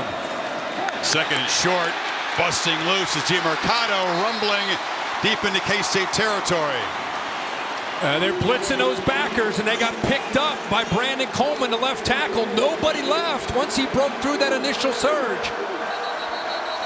DeMercado, a guy who did not practice yesterday, but looks pretty good today. Looks healthy. There's some energy. He wants to. He knows the importance right here of trying to get points on the board. Let's go look at a couple of these plays since we were in a hurry. You watch. He reads the safety. He's got to make a throw up and over the backer, which was a great catch. Great concentration there by Davis. They come right back. But to get this run, the left tackle 77 opens that up by picking up that blitzing linebacker, and good to see DeMercado out there. I know you went out to practice and mentioned he may not be okay. We met with the coaches last night, and they thought he'll be able to help out Miller, give him that tandem that they've had most of this year. He had the red jersey on, the no contact jersey, but they were just kind of holding him out. Yep, little precaution just to make sure he's good to go. So Max Duggan and the Horned Frogs, as we've talked about, very comfortable coming from behind in the second half. Oh, yeah. Trying to potentially get even here before the break. Get a 2 for 1. They get the ball to start that second half, as we talked about. This was very important in the first meeting. They scored late in the second quarter, early in the third quarter against the Wildcats to stretch the lead. Duggan has a lot of time now, looking to scramble, and he'll get the edge and scoot out of bounds at the 26. Picked up about 5. Really good tight coverage downfield. He's looking to get the ball to Johnston. Brent's had him locked down, but there's his athletic ability. Instead of just throwing it away, at least able to get positive yards and also get out of bounds. And for him, it's about incompletions and getting out of bounds and first downs without those timeouts. Johnston off to his left.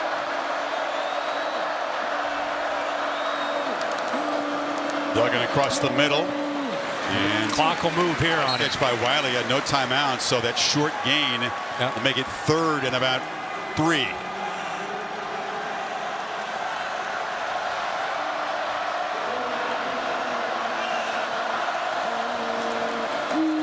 No pressure.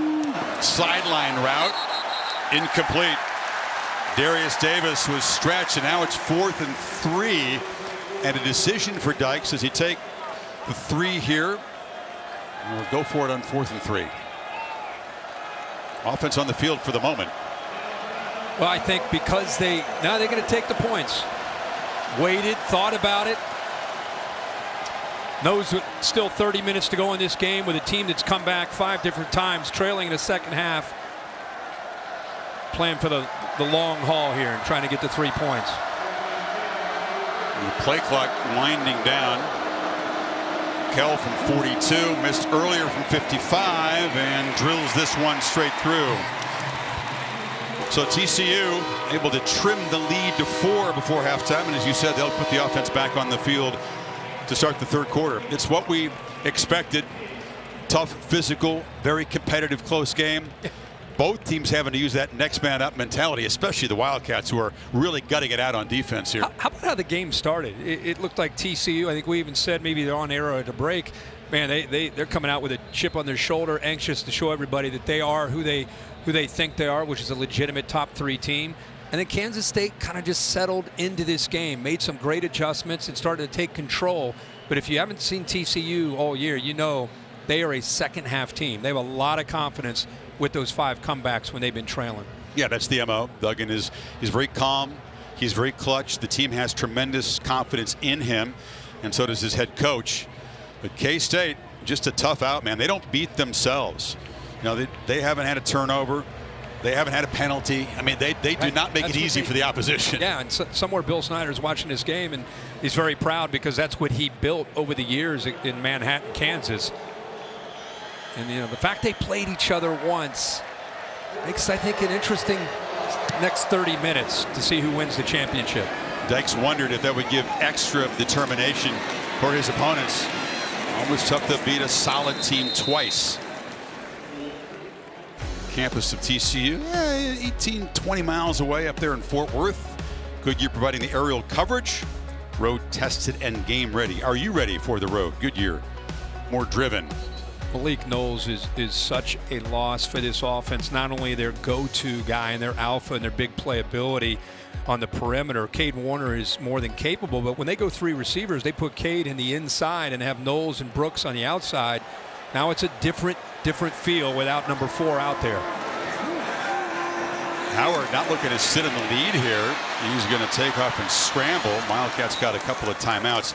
Should place an even higher importance on the contributions of Deuce Vaughn as a runner and a receiver in the second half. Yeah, now obviously running the ball, and they do throw it to him, but I think you may see some adjustments once they have time to be able to look at things at halftime, get him either motioned out of the backfield into that slot or even line up out there just to help out potentially being a receiver because of how dangerous he is after the catch. See if Howard's going to take a shot. Now he's got to elude pressure and he'll be sacked. Dylan Horton after him again, and that should do it for the first half.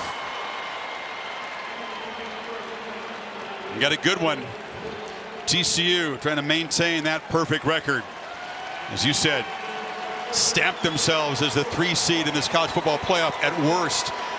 But the Purple Cats of Manhattan, tough customers. And they lead 14-10 at halftime here in Arlington. Coming up, the Capital One halftime report. Kevin Negandhi, Booger McFarland, and Dan Mullen right after these messages. Championship Saturday.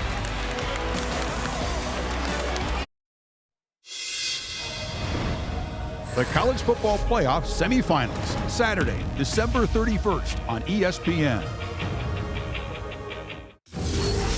Welcome back to Dr. Pepper Championship Week. TCU hoping, expecting to be in those semifinals, but work to do. Set for the second half, the Dr. Pepper Big 12 Championship game on ABC, part of Dr. Pepper Championship Week. Horned Frogs a field goal late in the half. They'll get the football to begin the third quarter, but this K-State defense, despite playing with a bunch of fresh DBs, has held Duggan in check. Chris Fowler, Kirk Herbstreit, Holly Rowe. How do you get your Heisman candidate going, Kirk? He's just 1 of 6 throwing on third down. I think we'll see a little bit more tempo. You know, I felt like at the end of the half in that 2-minute drill, it put TCU in an aggressive mindset. Duggan is very comfortable with that. Kansas State was, remember they called that timeout just to kind of regroup, so I wouldn't be surprised to see a little bit more tempo out of them. And then the other thing is, I just feel like the first half was more of a feeling out. It was like both teams, like in a boxing match, were just like, okay, let's wait for the late rounds to really win this fight. And now the stage is set here in these last 30 minutes with the championship on the line. Zentner's boot deep into the end zone. Davis going to bring it out again. Darius Davis, a lot of belief in himself, but that's great coverage. And the tackle is made inside the 20-yard line there by Dylan Bequeath. Is our Dr. Pepper spotlight, one of the edge matchups here. Yeah, Johnston against Brents. Great length. We talked about this early. Johnston's able to make a play. Brents has held his own. He's been out there one-on-one. Here he busts in coverage. TCU looks like they got a chance to make a big play. Johnston's down the sideline, and Brents, after the bust, comes back and knocks the ball loose. Kansas State recovers. So it's been that kind of matchup, and you just have that feeling that that matchup will continue and ultimately could decide who ends up winning this game. And they get Kendre Miller loose. TCU's MO coming from behind. They would laugh at this 4-point deficit. Right. No big deal, says Max Right. Duggan. He knew it was going to be tough, but he said, we like it tough. It's almost like it's part of their game plan. Okay, we'll be down at halftime, and now we go. Miller had a 21-yarder in the first half. Also had a 14-yard gain, but only 10 yards on his other 7 carries. They've contained him. Yeah, and it does look like you'll see a little bit of tempo here, but how much do you think Chris Kleiman's been challenging his team on? Their second half team. Hey, guys, have you heard that they're a second half team? Have you heard they have 5 comebacks in the second half? Really making sure this team understands to play a full 60. They saw it firsthand in Fort Worth. Yep. 28-zip TCU after trailing 28-10.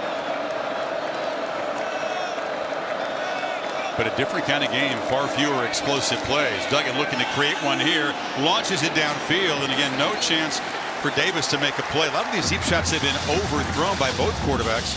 Hayes was in coverage. Walking those linebackers up, trying to create one-on-one for the pass protection. Almost able to get there with Brendan Mott. And good coverage downfield that time by Josh Hayes. Talked about the struggles on third down. It's tough against this defense when you need 9.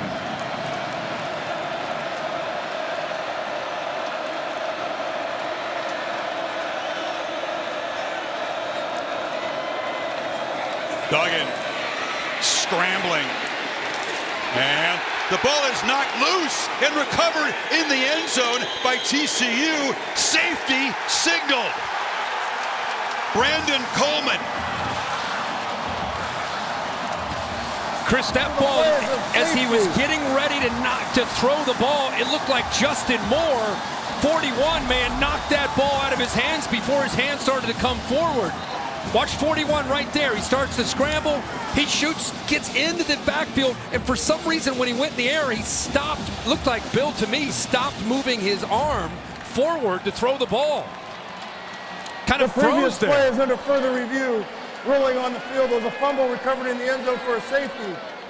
I agree with you. It kind of stopped. I don't know why, but it yeah, it must have been coverage or whatever it was, but something made him go from looking like he was about to release the ball to just holding it.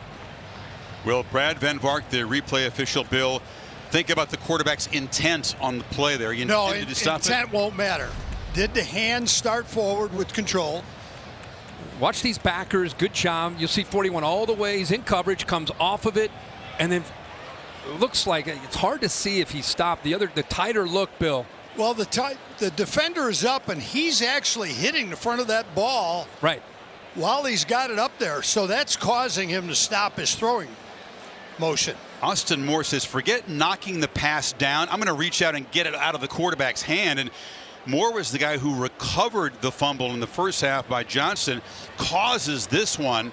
That ball's out for his hand, to me, before the hand's coming forward. I think the officials on the field, the referee has a correct call that it was a fumble. It's in the end zone. It's a safety. So this is going to be not officially a takeaway, but a fumble recovery for a safety. But this Kansas State defense has been the story of this football game so far. And how fitting it would be if Justin Moore ends up, this play holds up. He's had such a big year for the Cats defense. Nasty gash, by the way, in the right forearm of Duggan.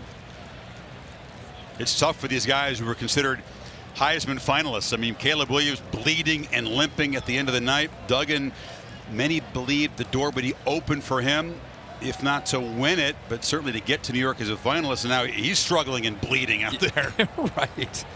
Well, by the way, he looked left. Duggan looked left at the beginning of that play and had a switch release, and Kansas State immediately adjusted the coverage, and that's why he had to start to scramble. It was really good coverage and communication on the back end of that defense.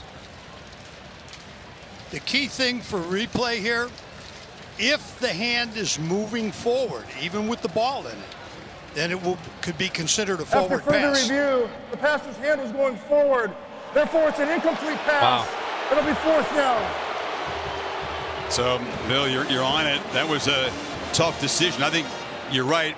Duggan intended to hold on to the ball, but just maybe slightly moving forward. I guess. I mean, they must have seen enough in the replay, but to me, I thought Moore got his hands on that ball before his hand and arm could come forward. So still a 4-point game. Third 3-and-out for the Horned Frog offense, and Sandy will try to get a boot out and not allow the Wildcats to have good field position. And the Aussie does boot it deep. Brooks retreats and makes a fair catch. Had some space, but fair caught at the 36. Holly, what do you have? Well, Coach Kleinman updated a couple of injuries for Kansas State. Malik Knowles is not able to return, nor is their cornerback, Boydo. So that is a big blow. But he said, we're doing a good job getting some explosives, but there's some that we missed. We think we can get behind that defense. We have to do a better job doing it. And then for Sonny Dykes, he said they are doing a great job mixing coverages. They've made it difficult for Max Duggan with all of that mix-up in the backfield. And what we're seeing, we have to do a better job of running the football on first down so that first and second down are more productive and third down is not so long for TCU right now. That's exactly the pattern, Holly, that held in the Frogs' first possession of this third quarter, 3rd and long. So from the 37, another one of those jet sweeps. They use Phillip Brooks. He's filling in for a man who normally does that job well, Knowles. The show must go on, right? I mean, that's part of the plan. It's what they had some success with, some big plays with Malik Knowles, and now that he's out, right behind that upright, there he is right there. And now you've got Phillip Brooks, who's got to pick up. Yeah, he's got to pick up the slack. At 4 in first down. Fake it to Vaughn. Howard delivers a long throw. Warner comes back to make the catch and stretches for a first down in midfield. Good job saying he came back. It's exactly what he did to give him that first down. This is the entry to their go-to man, Malik Knowles. He rolled up on that and just unable to come back. He could tell right away that he had to check out, and he very frustrated. The emotions pretty clear. He wants to be out there with his team trying to win this championship. He's playing in his backyard, trying to put on a smile here. Had a 40-yard catch and a 40-yard run in the first half. Play action on first down. Howard looks down the seam and finds Sinnott. And that tight end has scored the touchdown earlier, rumbling into Horned Frogs territory. Well, 25. Chris, they showed Chet sweep look again with Vaughn. Watch the backers' reaction. Sinnott's able to sneak out of there right behind them.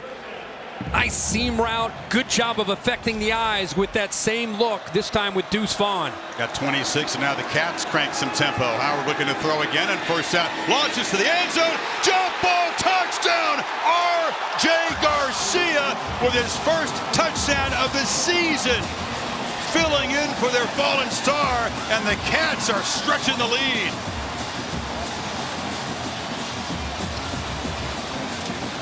How about this quad look into the boundary? You're going to go with 4 receivers here and look on the back end. Look how we got four receivers into the boundary. What do we do here? Not quite on the same page. Great route to the inside by R.J. Garcia. Great job of putting that formation in to create the confusion and the hesitation. Rolling on the field is a touchdown. After the play was over, unsportsmanlike conduct, defense number 26. That penalty will be enforced on the kickoff. That is number 26's first unsportsmanlike foul of the game. So Bud Clark flag, but you saw the wrinkle, that diamond formation there. Yeah. And R.J. Garcia, redshirt freshman out of Land O'Lakes, Florida, just his 6th catch of the season, the first tug. Yeah, great job. And again, you need people to step up. This time it's R.J. Garcia. Bud Clark took a swing. It sent it after that touchdown. So here's what happened at the end of play. That'll affect the kickoff. Right here on your left. Lucky to still be in the game. No doubt. TCU down 11 early third. I love to see this. R.J. Garcia, look at these players fired up. And there's Malik Knowles. Malik Knowles is out of this game. Somebody's got to step up. R.J. Garcia takes advantage of it. See the coaches coming over to talk to him. It's a guy that just made his 6th catch of the season as a redshirt freshman. Your star receiver goes down, and Knowles, others have to step up. It's great to see number 3 get his chance and take advantage of it. Along the ground here to keep it away from Davis. Picked up and run back to the 33-yard line there. It's V Week at ESPN. We partner with the V Foundation to highlight the urgent need for cancer research. This is game-changing research that helps save lives. Join the fight at v.org/donate. Talked about the deficits that TCU has overcome, but now it's double digits, and they're facing an opponent that's feeling it both offensively and defensively. Safety taken off the board, Kirk, by the replay, but then they go 62 yards in 4 plays, about a minute and a half. 2-back look. And ball handed off inside. It's Miller. He has not been able to bust loose today. The Cats have been focused on stopping number 33. They're doing a good job of setting the edge. That time, Khalid Duke, good job, 29, getting to the outside. These linebackers are getting downhill in a hurry. At some point, whether it's Johnston or Barber, Davis, your playmakers at receiver and Max Duggan are going to have to emerge and make plays. And they run it on 2nd and 7, and it's going to be another one of those 3rd and longs as Daniel Green drags Miller down. Yeah, just tough to get outside. And they keep falling into the same trap, needing 7 to convert this to avoid giving the football right back to the Wildcats. His defense is flying around with some confidence right now, Chris. Mercado is the back. Duggan facing some pressure. He'll be sacked. And Aduke Uzoma came around the edge, and the top sack man in this conference knocks him down, and the Cats get off the field again. Well, because of pressure, inside pressure, you get one-on-one off the edge. And how many times have you seen that this year?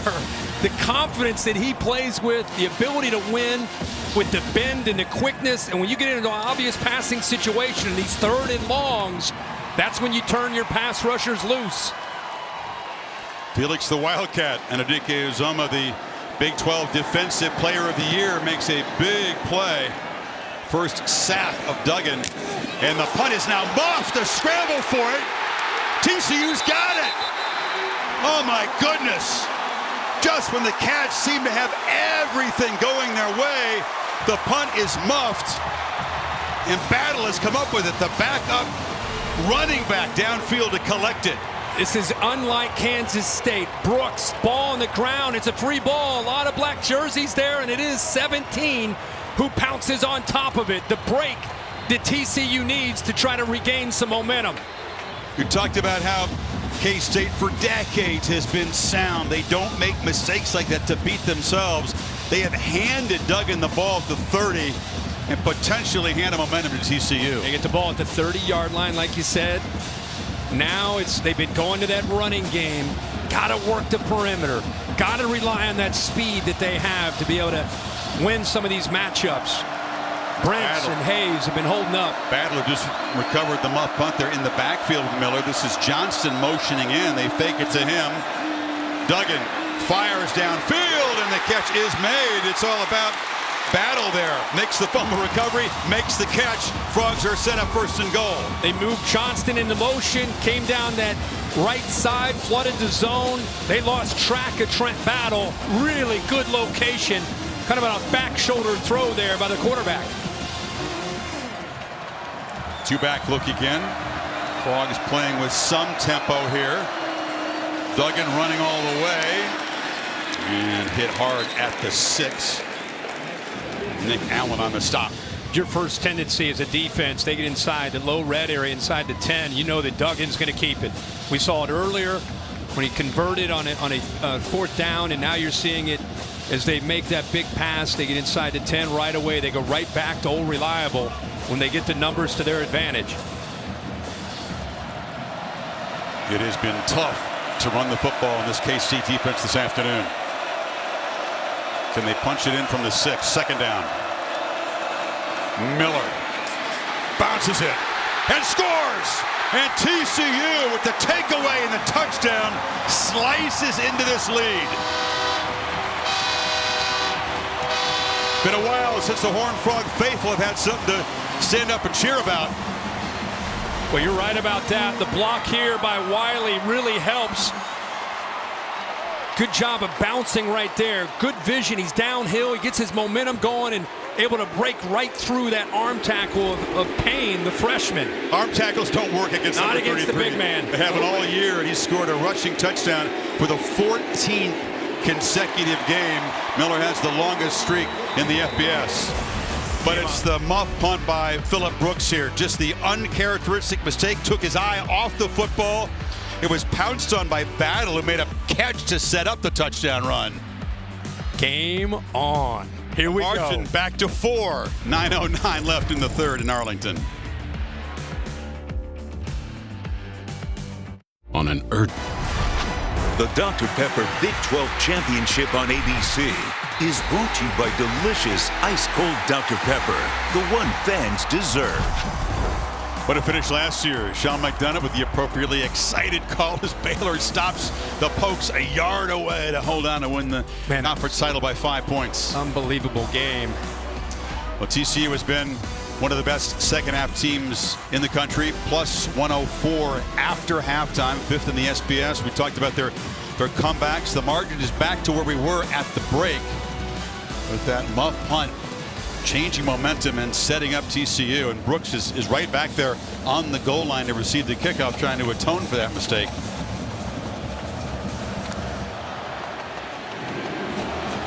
And kick it away from him over to the 3. And running it back to the 30-yard line is Seth Porter. So Arlington home to the All-State bus. Curtis Wilson piloting around. And let's go back last night's mayhem moment. Well, you have to, and give Kyle Whittingham a lot of credit. All the focus on USC. Would they win? Would they go to the playoffs? Somebody forgot that the Pac-12 championship was online, and Utah showed up. Not Utah. No, I'm saying no. Somebody forgot to talk about the importance of just winning the Pac-12. And boy, they not only win the game, pull away in dominating fashion. Great to see this team, Cam Rising and company, on their way back to a Rose Bowl, second year in a row, winning the Pac-12. So Kyle Whittingham, one of the most underrated head coaches in college football, with a big win. Reality check for Lincoln Riley and the Trojans, just destroyed in the trenches. This is Phillip Brooks. Again, he's going to be asked to step up and play a bigger role. Makes the catch at the 34. Well, this is you just saw the graphic. This is a team that gets into the second half. And when it happens 5 times that you're trailing, you find a way to do it. You become a confident team. You believe that you will find a way to win a game. And you get a momentum changing play like a dropped punt, muffed punt. You capitalize, you get touchdown. It's a significant drive for Kansas State just to try to regain some momentum that TCU just picked up. Vaughn on second down. Picks his way and leans for a first down to the 40 before Hodges Tomlinson stopped him. BB getting in there, sent it. Tell you, he does such a good job. He can catch the ball. 6'4", 247-pound tight end, but does so many different things for this offense, at times sustaining his blocks, and gave Vaughn enough room to get that first down. And they go empty again. Vaughn up top in the slot. Howard looking over the middle. From the pocket, delivers and almost intercepted. Hodges Tomlinson was tracking in front of Sin at that time and had his hands on the football. Well, watch what Vaughn does with the defenders. Watch how many defenders are aware of Vaughn being in the slot and how it opens up the middle. See how they clear out? Linebackers are cleared out. Problem is, Howard's late on the throw. I'm not sure what caused him to be late. There was a wide lane there, plenty of time. He stepped up. He just throws it late and behind Sennett. LT's nephew is one of 3 Thorpe Award finalists to the top DB in the country. On 2nd and 10, Deuce on the delay, and he's hit hard. They are focused in on 22. Jamal Hodge got there in a hurry, and it's 3rd and long.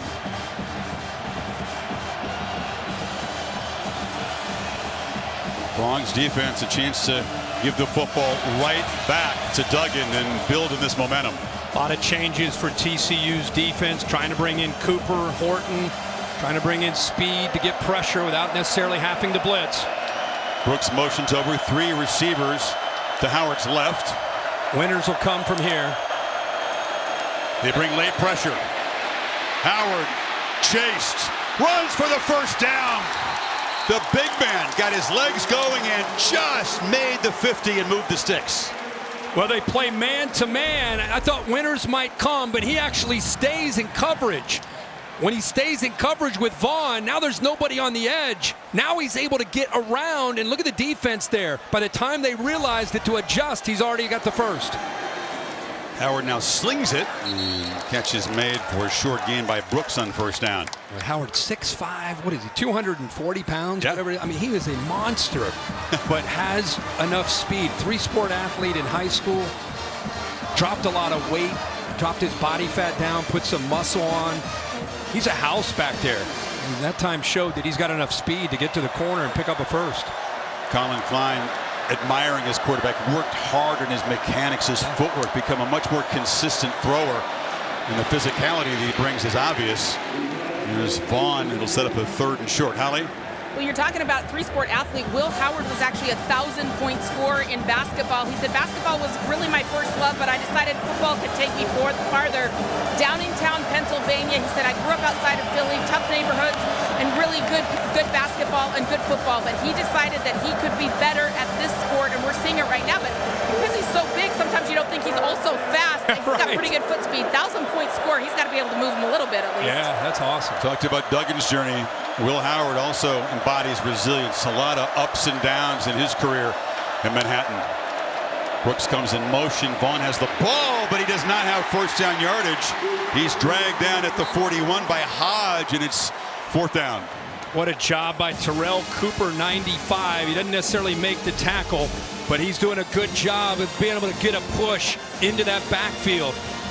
Eventually he's able to help out with Hodge, but they say he's the most improved defensive player. The 95 went from a question mark to being a guy you can count on. Great play there. Miami keeps the offense out there. They need 1.5 yards. Giddens and Christian Moore, the big fullback, in the backfield. And hand it off, and Giddens plows ahead for the first down. So something of a gamble, protecting a 4-point lead, but confident in those guys up front. Yeah, and it was Vaughn last time in that short yardage situation. This time they bring in Giddens, who's got more size, but much better push. There's a surge there on the right side. And Giddens just gets behind it and lowers his pads and easily picks up the first down. But you give the offensive line credit there. The TCU knew it was coming, and the Cats able to pick it up. 3 receivers to the right. They pitch it on the edge, and this is Garcia, who stepped up and made the biggest play of his career with the touchdown catch earlier, but Bud Clark was there to stop him. They continue to go back to the young man. He made such a big play. You know, at this point, he kind of settled into this game, and their first adjustment was not to bring him in. Gives you an idea that they weren't sure themselves, but once he makes that play, now they go back to that 3 receiver look with Warner Knowles out. You got Brooks and Garcia.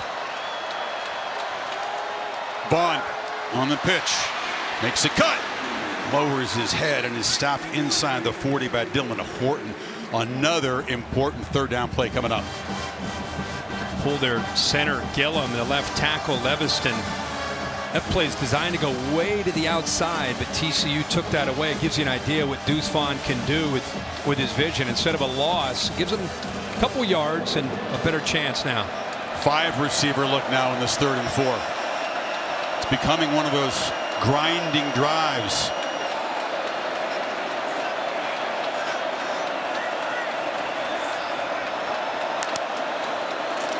Pressure. Howard. He'll be sacked back at the 46. D. Winters came in the blitz. There was nobody there to block him. That's the risk of the hefty backfield, huh? Well, they slide the line to the offensive. The offense is right because the threat of the blitz from right here. So the line goes out this way. The problem is there's nobody to pick up the edge of that left side of that offensive line, and that's great closing speed there. Can't believe Howard somehow held on to the ball. D. Winters been one of their best pass rushers all year and gets home there at a critical time in this game. So they took more than 6 minutes off the clock. They ran 12 plays, but couldn't add to the lead. Zentner just kicks the point of the football, and the coverage team, tremendous teamwork. Did they keep it out of the end zone? The officials are going to talk about it. Now they're signaling touchback. The ball just has to break the plane. Let's see if it does here. It's Garcia down there doing everything he can, but it looks like the Dr. Pepper pylon cam is going to show that ball did come across the line there. Forget the feet, it's where the ball is, and it looks like it did break the plane. Yeah. Horned Frogs will take over, still down 4. Just build a new ballpark, why not? Nothing wrong with the old one, but let's build a new one. We got the land. Goodyear providing aerial coverage, celebrating the challenge of road games everywhere. Are you ready for the road? Goodyear, more driven. It's a little warm there in July, though, right? Okay. If you're that soft, you can't watch a baseball game. Hey, Coach Corso, who picked Kansas State, hanging out with Holly down there. Holly, tell him keep coaching. He's trying to coach him home. Play fake on first down. Duggan wanted a downfield shot. Will launch for Johnston. He's wide open. Quentin Johnston collects it and is tackled at the 29 by Josh Hayes. He's been involved a lot, good and bad, today for the Horned Frogs. Well, again, there's the matchup that we wanted to see. One-on-one, and Brents this time gets lost. What a severe hit on Duggan as he releases the ball. He had a blitz called, and 22 Daniel Green unloads on Duggan right there. But look at his focus. He took a shot, but he wanted to make sure his guy Johnston made the play. And of course, they get the big pass play here. It was 51 yards. You see bleeding from the knee. He was bleeding from the arm earlier. It's going to take more than that to knock him out of the game. Kendrick Miller barrels forward. Johnston, a couple of big plays to go along with the fumble in the first half. And off to the right is that matchup, 6'4" against 6'4". But this time, Julius Brents, really for the first time we've seen him out there downfield, just gets lost there in coverage. Great adjustment by Johnston on the football. Not sure why he lost focus on Johnston. He just left him. Yeah, completely 30 yards downfield. It's DeMarcado. They fake it to him across the middle. The slant is broken up beautifully. It is Jacob Parrish, the true freshman, stepping up. Next man up mentality makes the play. Yeah, they run an RPO that creates that one-on-one matchup, and you're right, Parrish, a young guy, but he's looking at these linebackers. Look at the safeties coming down. He's got what he wants. Throws it a bit behind instead of out in front of his receiver. Came in with 2 safeties down. We saw the corner echo Boyd-Doe go down. Here comes Parrish. BJ Payne's out there playing. We've seen Keenan Garber. Dudes pressed into duty against this talented offense. 3rd and 7. Here comes pressure. Duggan off his back foot, lops it for Johnston in the end zone. Jump ball flag. Pass interference on Brents, who's having a tough time with the rangy receiver. And that took place in the end zone. Will set up TCU on the doorstep. Great call by Garrett Riley. Goes back to that similar look when they made the pass. Look, he's got 2 receivers. He knows with the safety to the inside. He's got one-on-one to the outside. Why not go to your guy? Put it up in the air where he has a chance. And Brents, again, He's beaten on the play, loses, never sees the ball, so is forced to grab Johnston and bring him Pass down. interference. Defense number 23. 15-yard penalty. Automatic first down. It's their first penalty of the afternoon. Perhaps saved the touchdown. But Brents is starting to be picked on here.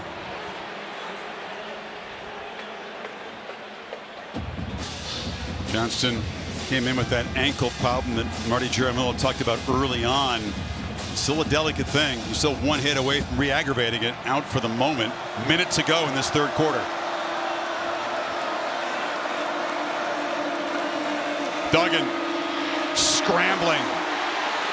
And he'll be dragged down behind the line at the 12-yard line. That was true freshman Jake Clifton making a play.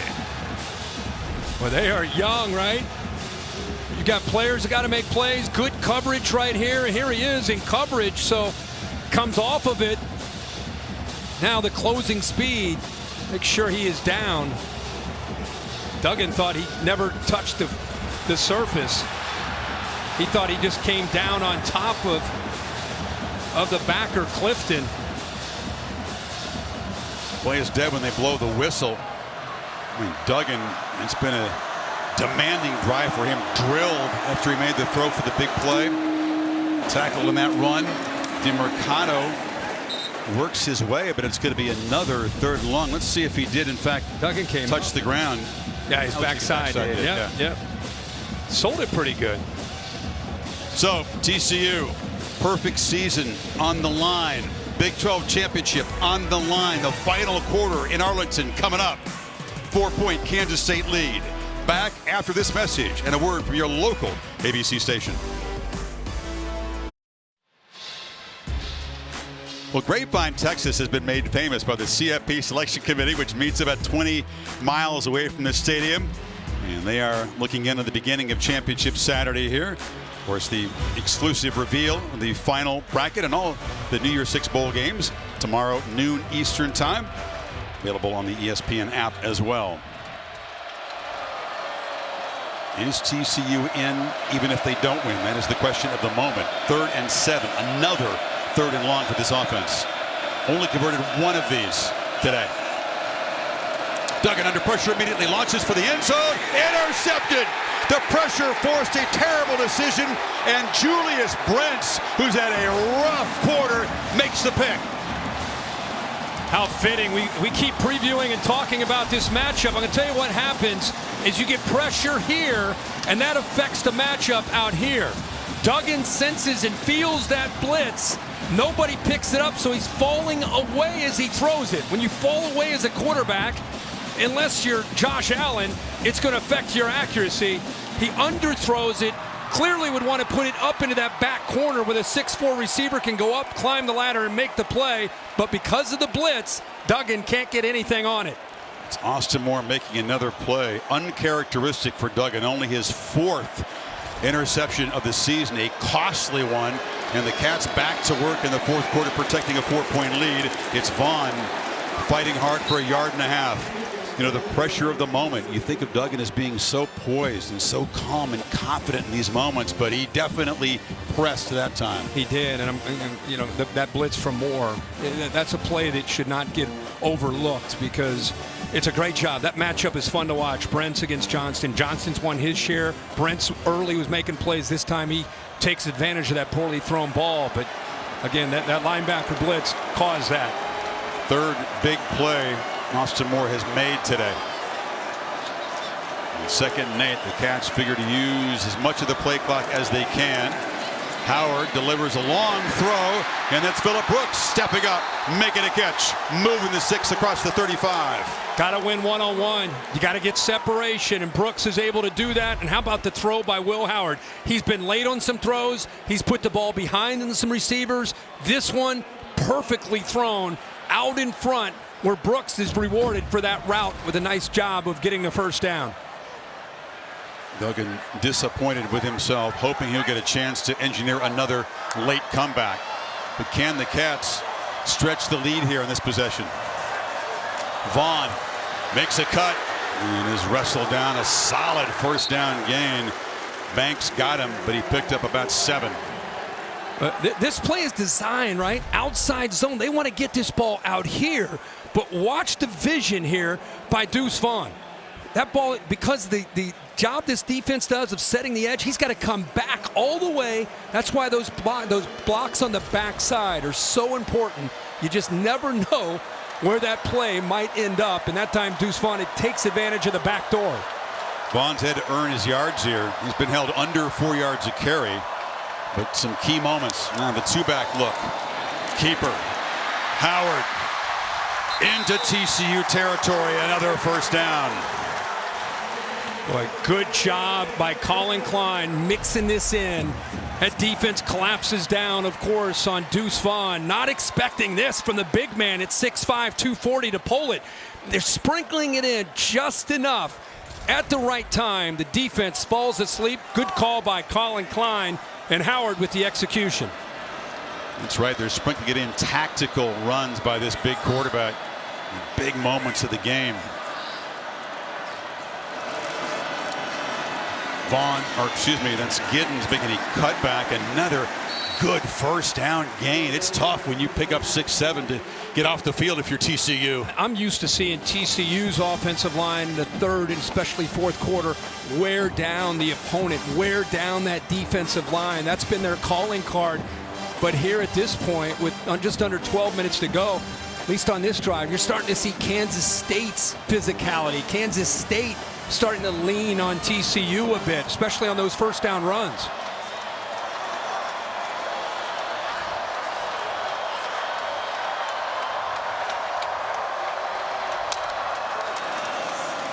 Vaughn gets the edge. Deuce Vaughn in the clear.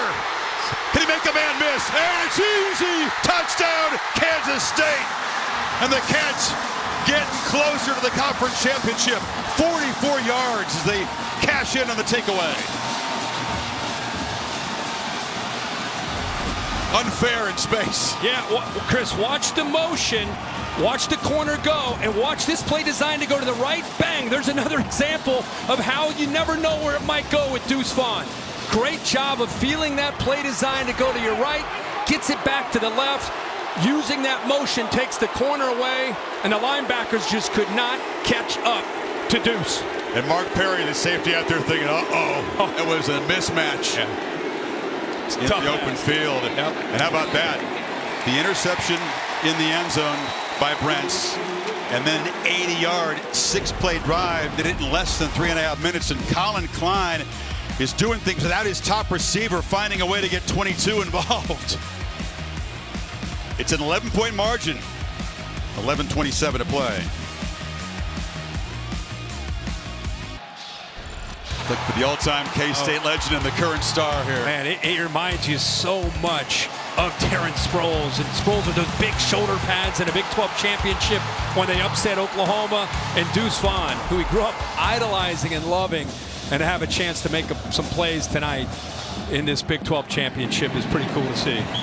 Vaughn with that run over 100 yards. Holly? Well, guys, what an incredible full-circle moment for Deuce Vaughn. Grew up idolizing Darren Sproles, inspired by him to keep going on this journey. And he said, whenever you get compared to a great player like that, it's something you definitely take to heart. To be compared to him is humbling. I'm honored to be in the same conversation or sentence with him, but more importantly, the inspiration that Sproles provided for him at a critical point in his life of you can do this. And boy, was he ever right. Yeah, Sproles, by the way, I'm remembering that performance against Oklahoma in the Big 12 championship game. Caught the ball for 80 yards, ran for 235. They destroyed a top-ranked Oklahoma team, blew them out. We were there. Yeah. So now TCU playing with some serious urgency. Again, down 11, but time ticking away as Davis makes the catch. Well, this team has been tested and challenged all year. It's one thing to say, oh, we believe we've done it 5 times, we can do it. Well, now it's a neutral site, 11 minutes to go, a lot on the line. Needed points on this drive. Duggan got a free play here. Drew K-State offside, launches downfield, and it's incomplete. That was Parrish getting his hands on the football. I know they had a free play, but man, our guy Jacob Parrish, true freshman, holding up out there, right? It's a big-bodied Spivey. Holding up.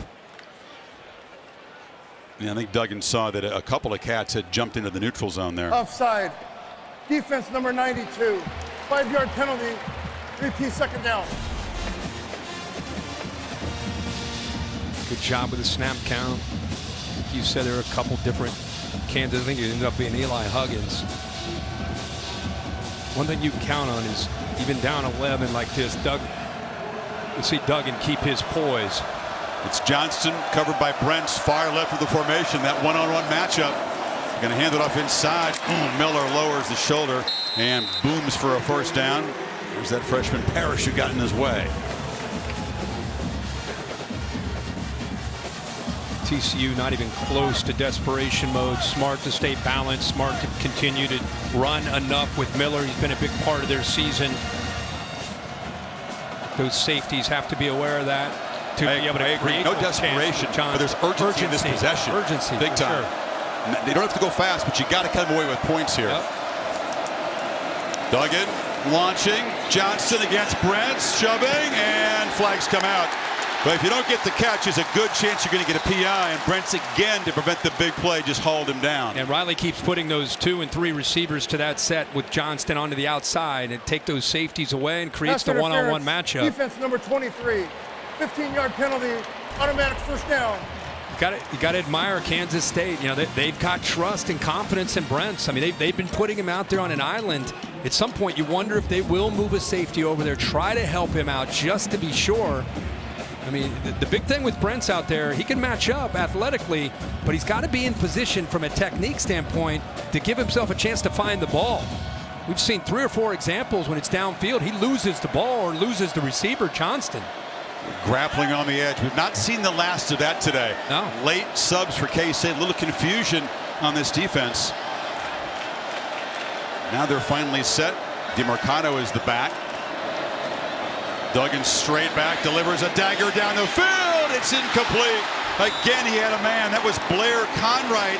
Open, just overshot him. Boy, he had the seam working right here between the safety and the corner. Good job of switching at the line of scrimmage. That switch release has exactly what he wants. Goes airborne. You wonder if he continues and maybe goes up in the air or just tries to extend his arms if he's able to hold on to that without having to go airborne there. Johnson was gassed in the previous deep route, so he had to come out. Conrad, a man who's made just 4 catches this year. Duggan with the pocket collapsing around him, launches downfield again, and it's another interception. Oh, he dropped it. Julius Brents had it in his hands. An easy pick. Couldn't come down with it. The ball came loose as he landed. But you talk about a play by Brents. Watch this. Here's Brents, and he's got a deep post to worry about. What I want you to see is, as much as we talked about this one-on-one matchup, he goes to the post, comes off of Johnston, now goes back the other way, and is in position to make that interception. So he did all the hard work, and then he doesn't come down with the football. Another shot delivered on Duggan after the throw. And now a 3rd and 10 to deal with.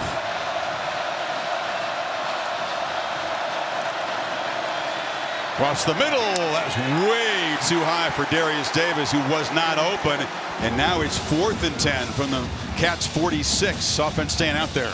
Duggan really frustrated with himself. You know, I think it's just been one of those days. You know, Duggan always a consistent, accurate thrower. You know, that's anger and frustration with himself, not the receivers. Got to shake it off here.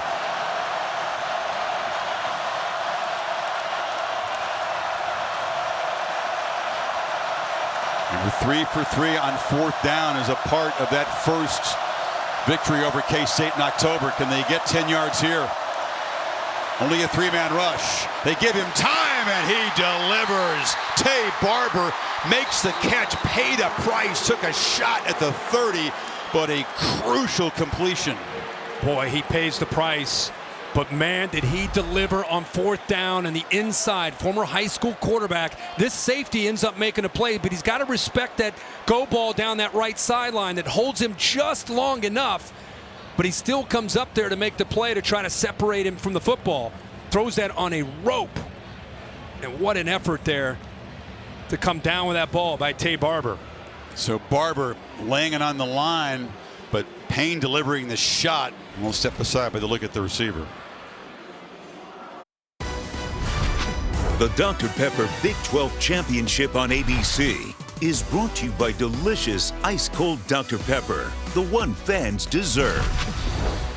Enjoying, but more importantly, evaluating what they see the selection committee. Let's take a look at the CFP rankings brought to you by AT&T 5G. The focus is on Ohio State flipping to number 4, you'd figure, with USC losing. And then what would the fate be of TCU if they can't make up this deficit here in the fourth quarter? And chaos started last night with the SC game. It continues this afternoon in Arlington here at the Big 12 Championship. You got a championship on the line, college football rankings implications, potentially a Heisman vote for many watching Max Duggan.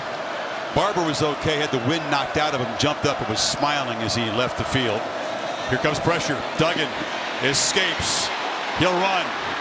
Max Duggan eludes a tackler and is still going down to the 5-yard line. There's a flag way behind the play, so this play may be coming back, but what an effort by the quarterback. Yeah. Offense number 74, 10-yard penalty. First down. It's Andrew Coker, the right tackle, erasing the long run. And Coker, that's where he went. I mean, he went around that right edge, and often when a running back runs out wide, you wonder, how did he get to the corner? Was there a hole that got him free in this case? And Coker's trying to state his case. Watch 74 on the right. Once Duggan moves right there, he grabs onto that jersey. Officials all over that. Austin Moore all over it again. Once again, the linebacker for the Wildcats involved in a play to draw the penalty. Instead of 1st and goal inside the 5, the ball's back at the 40. Takes away a heck of an effort by Duggan again, trying to make a play for his team. Would have been a 25-yard run on 1st and 20. Duggan hit as he throws, and the timing was messed up. The throw was low. They are heating him up now. DJ Payne broke it up in the secondary. Holly. Max Duggan told us yesterday every film he'd watch, he'd see opponents blitz more than they typically did against him. He knew he has to be smart when he's under duress. But the guys down here on the sideline for K-State saying this is the most we've blitzed all year. They are heating him up right now. Yeah, it's normal, as you said, for TCU to face more blitzes than other teams show opponents, but this has been a next level tonight. They have affected Duggan a lot. 2nd and 20. This time it's only a 3-man rush. He checks it down. It's Miller out of the backfield. Eludes one tackle and picks up a gain to the 34. Another 3rd and very long, though. Yes, you're right about the pressure. That time just rushing 3. Chess match with Garrett Riley. It's Joe Flannerman, the defensive coordinator. Who doesn't get enough credit, does he? No. It's a very interesting defense they play. Yeah, it is. You know, you see all these 3-3-5s that all over the country now, but really started in the Big 12 to defend the spread. Everybody has their own spin on it. They put together a multiple package today. Duggan has time, delivers a high throw, catch made by Wiley, the tight end. It'll be 4th down. They'll need a few here. And he got pressured again. Just with the 3, Mott got the pressure there.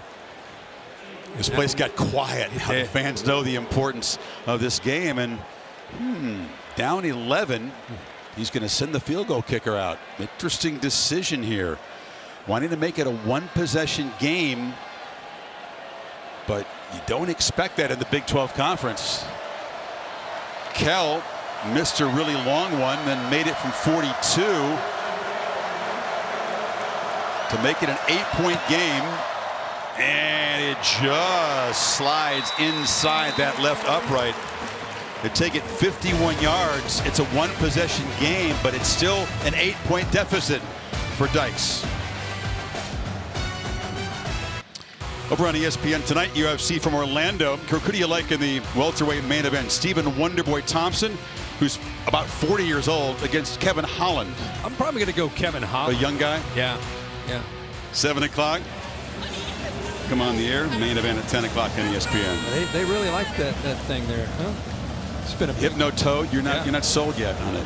No, I don't. I haven't spent a lot of time on it, so I don't know about it. I mean, I've heard about it a lot this year.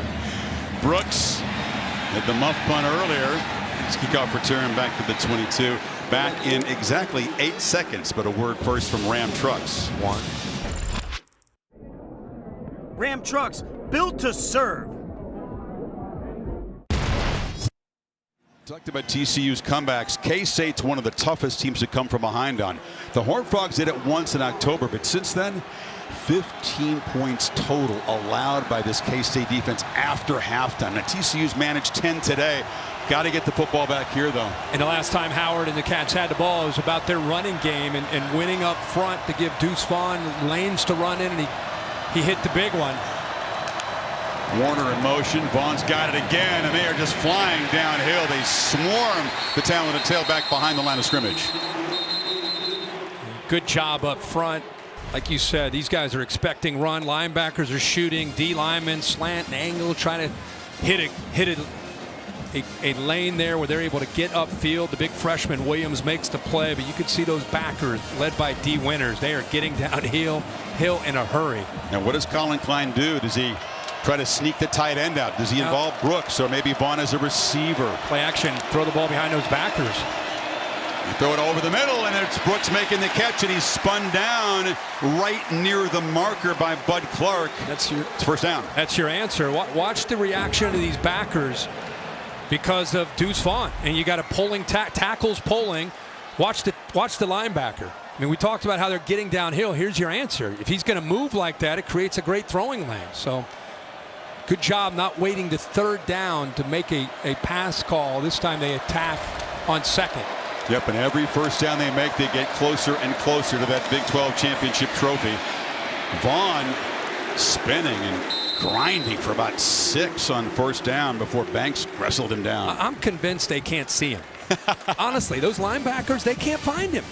When he's delayed like that and he gets behind those 300-pound linemen, keep in mind he's 5'6", 175 pounds. Now he runs physically, but I think he gets behind there, and by the time he shoots around one of the corners, he's too quick and has too much momentum. Those backers lose it. No hurry. You see Howard check the sideline. They figure to milk as much of the play clock as they can every snap. They snap it at 7, and once again, Vaughn is swarmed behind the line. That was Mark Perry who came in, and it sets up a 3rd and long. That is an incredible play there by Mark Perry of taking on the block. You got 2 backs in the backfield, and watch him come up right here and deal with the block there by Giddens and get off of that block, keep that outside shoulder free, and then make that tackle for a loss. Big moment here. Can the Cats keep the drive going, keep working on that clock? They need 6 on 3rd down. TCU desperate to get the football back.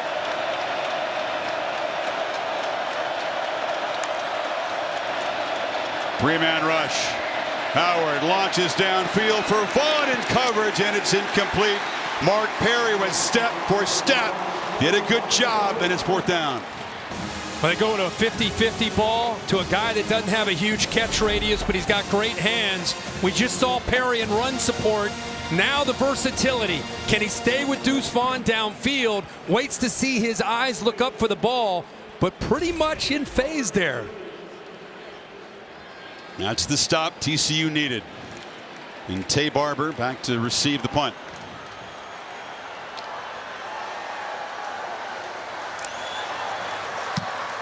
It's a good boot by Zentner. Barber retreats and makes the fair catch at the 15. There's a flag down back at the line of scrimmage.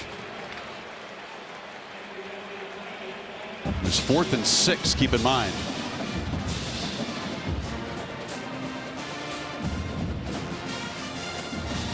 Illegal formation, kicking team, more than 4 in the backfield. That penalty be assessed at the dead ball spot. 5 yards, timeout. So they'll take over 80 yards from the end zone, down 8, 4:47 to play. Can Max Dubin pull it off again? Can the second half comeback kings of college football add to this roster with yet another rally? 80 yards away. The difference is this time a field goal means nothing. A touchdown doesn't win it.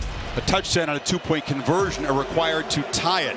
But this is the conference of sweaty palms, and in the championship game, it's only fitting that it comes down to the final couple possessions and wondering which quarterback, which offense can step up and make a big play.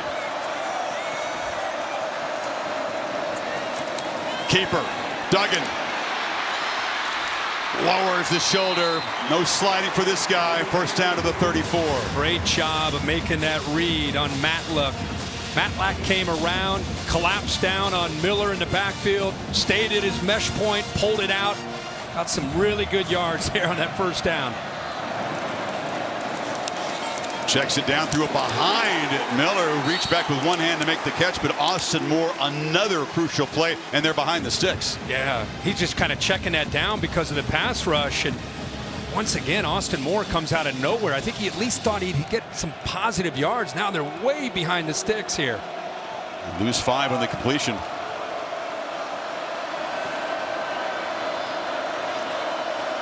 Those shots downfield against Brents. To show pressure and bring it. It's picked up. Lofted downfield to Johnston. Incomplete. Good coverage that time. Brents one more time. Match up on the edge. Lost his helmet, but able to break it up. Well, there it is. We just thought we might see that. They've been going downfield. I think Brents gets his right hand in here to knock that away.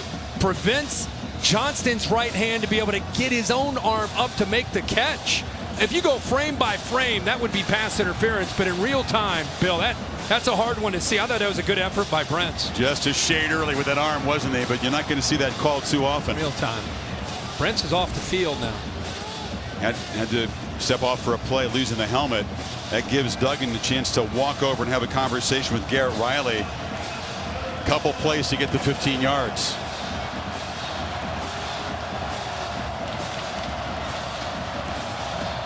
Johnston's off the field as well. Getting a breather. Three-man rush. Duggan flushed. Again, takes off and runs and weaves his way.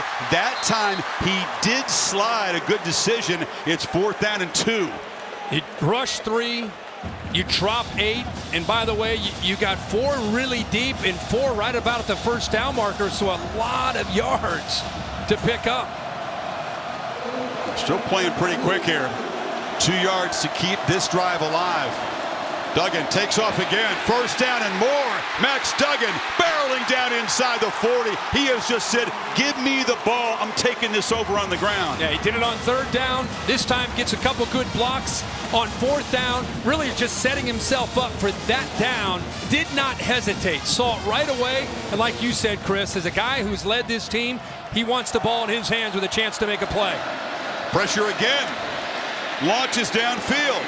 Hudson wide open. Touchdown TCU. Did he push off to create the space? Is this coming back? It will.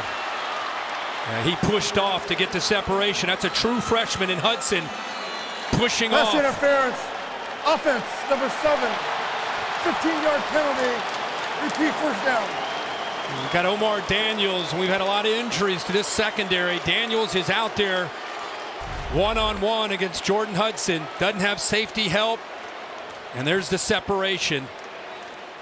And the good call there to bring it back. So that 15-yard penalty puts them way back in their own territory in 1st and 25. Duggan again took a shot after letting the ball go.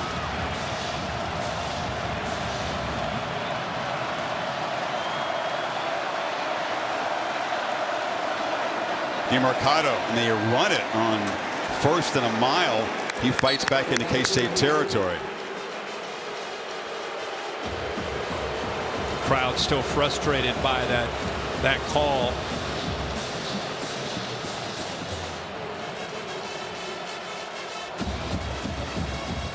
Johnston and Brents back both in the game at the top. Pressure again. It's picked up. Duggan, though, running out of time. He's got a lot of space. He can run again. Max Duggan, first down, tight ropes the sideline, and is finally shoved out of bounds. Max Duggan on the ground has been the story of this drive. No doubt about it. Chris, they've been rushing 3. This time they blitz. They play man-to-man. Look at the coverage. If you can get away from that blitz, there's nobody left, and that's what he does. Man-to-man coverage, outruns the defensive line, and then down the sideline. Nobody in that secondary realized he had taken off. Kirk, in this drive, Duggan has run for 15, 13, 19, and now 40 yards. 4 explosive runs, first and goal. They're all in on this possession, by the way. Clock winding under 2 minutes. The play clock's at 3. Another run. Duggan. How does he have anything left in the tank? He barrels in the end zone within 2 of tying.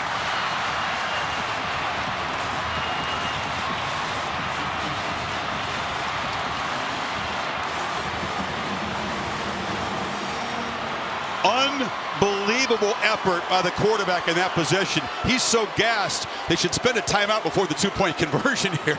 Just incredible effort by Max Duggan. The guy who has been there for this team with his arm and his legs all year steps up on that entire drive to set up this 2-point conversion. Did he get some air back in lungs and gain 3 yards? K-State stopped 3 out of 4 for their 2-point conversions this year. Wide open, caught.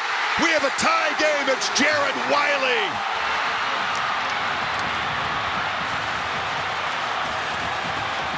And Duggan can barely make it to the sideline. He's pushing away teammates to try to congratulate him.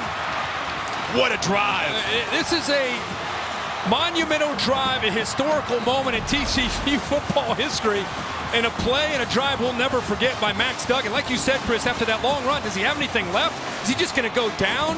No, great blocks into the end zone. He is gassed at this point.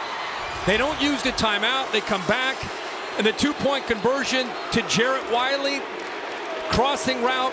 Somehow they lose him on the right, 19, somehow in coverage. I don't know if they have their eyes on Duggan as a runner, but look at that. Just nobody stays with him. An easy decision, and Max Duggan has to get helped off the field. Is that a Heisman moment? I mean, you saw Caleb Williams brilliant all season long. Even in a loss, he played pretty well. He was a warrior down to the end. Duggan responding with a warrior-like performance. And we have perhaps some extra time here in Arlington to decide the Big 12 Conference Championship. When was the last time you watched a drive like that, and at the end of it, he can't walk off the field? He's on hands and knees in the end zone before the 2-point drive. And after the 2-point, you got guys, his linemen, and everybody walking him off and taking him to the sideline.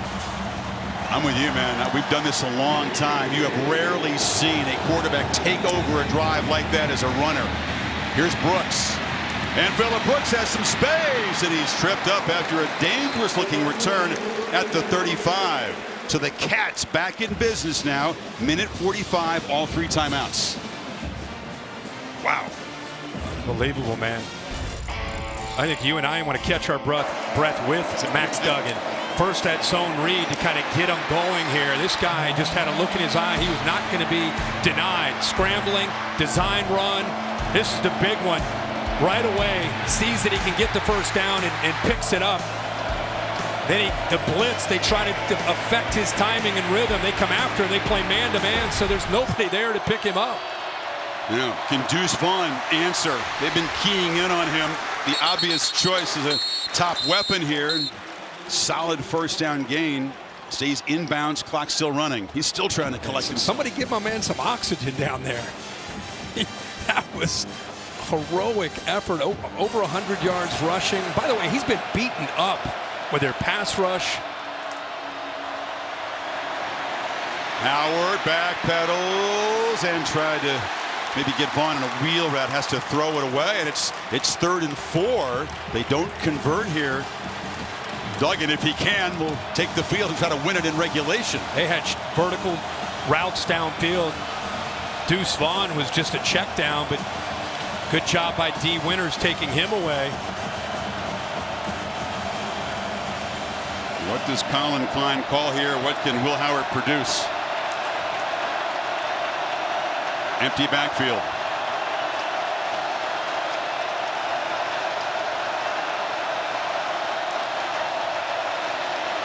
Across the middle. Deuce Vaughn makes the catch. Almost shook free for a huge play, but he moves the 6 into Horned Frog territory. Boy, how fitting that Deuce Vaughn is a running back. With the injury to Malik Knowles, they've needed others to step up. They line him out there in the slot where he has some wiggle and some receiving skills. Howard directing traffic. Lofts it downfield, just over the outstretched arm of R.J. Garcia. Young man who has stepped up and contributed today with a touchdown catch. Just off his fingertips. Howard not hesitant at all to go to the young man after the play he made earlier. Like he may have slowed down a bit on this route, but look at his throw. Just off his fingertips. Set up this second down. This battle has been what we expected. And how great has it been? Two tough, resilient teams. A very even ball game. Dead even in the final minute here. Howard backpedaling, still backpedaling. The screen wasn't there, and he just spikes it in the ground. Jamal Hodge pressured him. Crowd wanted a flag for the hit after the throwaway. Just a little shove after that play. A good call with it. No call, but a good job by TCU's front, taking that away, trying to get into field goal range. He's as calm as can be when you and I and Holly would sit down with him on a night before a game. But man, in the middle of the game, he's a warrior. Ty Zentner is an excellent field goal kicker. He's reliable with pretty good long range, but they're going to have to get the ball. Perhaps not quite a first down. They could give it a go from 56, 57 if they can get the ball another 8-7 yards here. Zentner came in the Oklahoma State game, and he's 8 of 8 since then, and I think he's long of 53. So go to the ESPN app for live coverage of the Dr. Pepper Big 12 Championship Game Trophy Ceremony. Holly will preside over that just after the game. But who's going to be? And will it be overtime to decide it?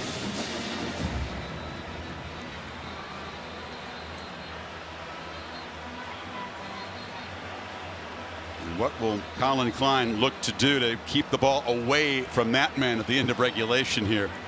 You've seen something special today in the performance of Duggan. Yeah, it really have. And with a lot of Heisman ballots out there still unsure. Talk about taking advantage of a stage and an opportunity. But now it's Will Howard who has the stage. Needs 10.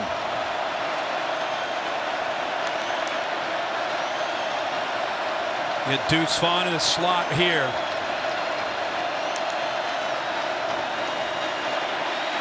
Rolls out, delivers a throw off the fingertips of Warner, who couldn't collect it. Hodges Tomlinson in coverage, and it's 4th and 10. Boy, that's going empty. A lot of space. One-on-one matchups. Goes to Warner, who's sure-handed. The ball is high. When right after Hodges Tomlinson, and Max Duggan says, "We got to stop." Somebody hand me my helmet. Well, Tay Barber is back at his 10-yard line. Zentner hoping he would be in range for a potential game-winning field goal. Instead, will try to pin the Horned Frogs deep. Does this very well. Barber's going to let it bounce, and it's going to be caught on the fly at the 5-yard line. So perfect execution on that. Seth Porter, receiver, down there to make the catch, and so now, 95 yards away from the end zone. A long way from field goal range. Yeah, and I think with the momentum that they created to get this thing in overtime, 95 yards away, but not even, you're trying to get into field goal range, but at your own 6-yard line, I think it's a smart thing to get this thing into overtime, I would think. We'll see. Got all 3 timeouts. If you drop back in the end zone, a sack loses it, a holding penalty loses it. A lot can go wrong down here at the 5-yard line. Then again, with the way 15's playing, what the heck? If you just run 95 for a touchdown. What the heck? They're going to call a timeout here. Let's get down to Holly. Well, guys, when Max Duggan came off the field after that epic drive, he was absolutely physically exhausted. He could barely stuck to the bench where they treated lots of different cuts on his body. He's got a pretty bloody elbow. They put out an antiseptic kit to treat that. But when you look at this kid, I'm counting about 20 cuts, nicks, raspberries, grass burns. He is so banged up right now. Look at this. But just to remind you, this is a kid who had a 9-hour heart surgery and started the first game of the year 4 weeks later. Max Duggan is going to leave everything on the field today. Don't doubt that. Hey, Holly, you've seen a lot from ringside. Have you ever seen a performance that's quite like this in terms of all of what you described, the physical wear and tear, what he did in that last drive? Incredible. Speaking of ringside, Holly, when you get a chance, if this thing goes to overtime, if you can find an oxygen tank for 15, that would be helpful. They didn't give him oxygen. I kept waiting. I know. He didn't want it. And they're going to go to overtime. He doesn't want the oxygen. He didn't want help off the field, and he doesn't want the oxygen. You know, it's the formation you hope to have at the end of the game, but it's not a victory formation. It's just overtime formation. Makes sense with the momentum they have right now. And you know what? With what's at stake here, the way these teams have competed, whether or not TCU needs this to get in the playoff or doesn't, that's really secondary, right? Yeah. They're battling for a trophy and a championship. And this, of course, is going to go to overtime here in Arlington. What a battle for 60 minutes. And now beyond. Overtime coming up. The end of regulation here in Arlington, 28 apiece. I know you're going nowhere. Back after this message and a word from your local ABC station. Kevin Agati back in studio reminding you we got the American on the way. The conference championship featuring Willie Fritz, Gus Malzahn, UCF, Tulane, less than 22 minutes away on ABC. Back to Chris. This will be a tough act to follow on Championship Saturday, Kevin. Goodyear zooming overhead here, providing the aerial coverage, road tested and game ready. Are you ready for the road? Goodyear, more driven. Everybody just kind of taking a breather, especially the Horned Frogs quarterback here. And this will be interesting. You know, you got a couple offenses who can run it in from short range, but also throw it in to quarterbacks who are rugged. Yeah. Two play callers that have been up to the challenge so far today. It's been refreshing to watch these two teams compete, and especially these quarterbacks. You know, we live in an era with quarterbacks. They specialize at a very young age. They work on mechanics and learn so much about how to come in ready to play in high school and college. Today, you're seeing what quarterbacks are really all about. Playing with a lot of heart, a lot of toughness, making the players around you better. That's what quarterback playing is all about. Adrian Martinez, injured, of course, hopes to return for the Sugar Bowl game. Is out to rep K-State on the coin toss here. You're going to see if you win it. You're going to play defense first. Welcome to overtime, gentlemen. Congratulations on a great ball game so far. Here are the rules for overtime. Each team will get one timeout. There will be no carryover for each timeout. If we play the first overtime and we're still tied, we'll go to a second overtime. Then we'll play 2-point conversions after that in the second overtime. If we go to a third overtime, each team will have possessions from the 3-yard line. Okay? Does that make sense? Okay, here's our coin. Blue side's heads, red eagle is tails. Blue side's heads, red eagle is tails. Adrian, it's going to be your call. What's the call going to be? Tails is the call. It is tails. Kansas State has won the toss. Okay. Kansas State. He did so much all season long to help him get in this game. He's been a buddy and a mentor to Will Howard. Which direction? Correct coin toss means that they'll play defense first, and then we'll see Duggan on the offense right back out there. It'll be TCU. First down at that end. Okay. Play defense first. As Kevin Moore explained, they've tweaked the overtime rules to prevent those multi overtime games. After the first one and second overtime, if it gets to that, got to go for 2 if you score a touchdown. After that, it becomes college football's version of penalty kicks. Nothing but 2-point tries from the 3-yard line. That's right. So hopefully Duggan has had a chance over that last, 7 to 8 minutes.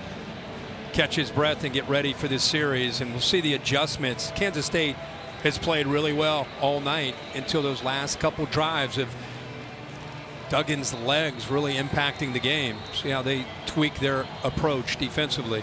You'd think they'd keep an eye out for number 15 running the ball in this overtime. You may want to watch that.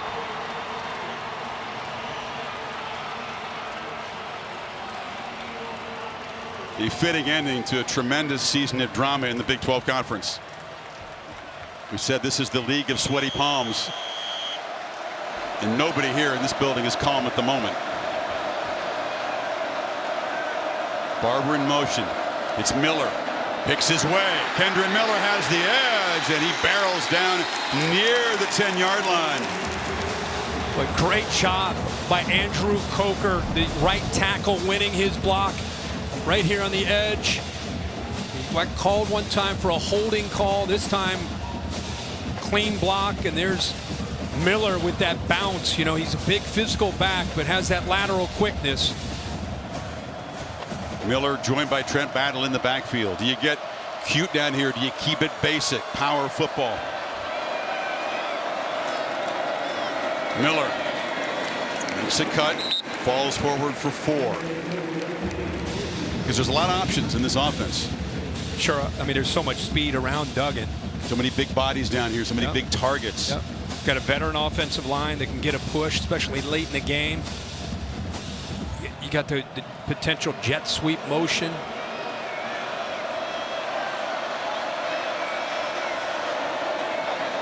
Kind of a weird start to the play. It's Duggan rolling, makes a cut, stretches.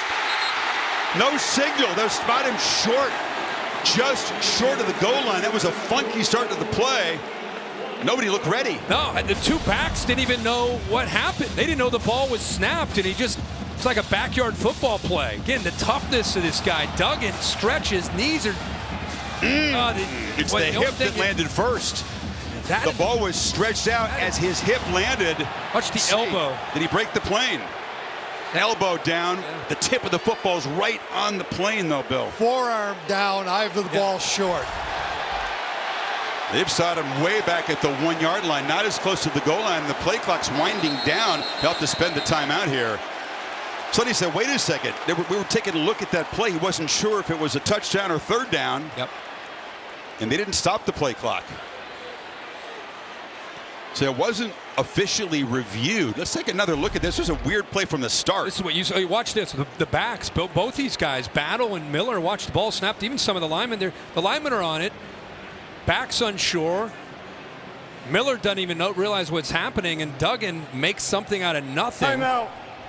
TCU. And I think he thinks it's a touchdown, but we're going to look at that elbow, forearm. Boom, forearm there. But the ball, if they review the spot, it's inches away, not a full yard away. Yep. And Bill, can they correct that in this timeout, in this dead ball? This is a pretty crucial spot. Every inch matters down here. They might do it through the O2Os unofficially, but not officially. Max says, thought he got it. Head on the carpet, just giving every ounce of energy and somehow TCU finding reserves. Challenge the ruling on the field of a runner being down. So they challenged the ruling. So if the ruling is that he's short, can they respot the ball, Bill? That's I think what TCU fans are wondering here. The ball can be respotted with this. Yes. Yeah. So they could earn a couple feet. Yeah, it's pretty clear. You can see it. It's in relationship to the goal line or a first down. You can do that.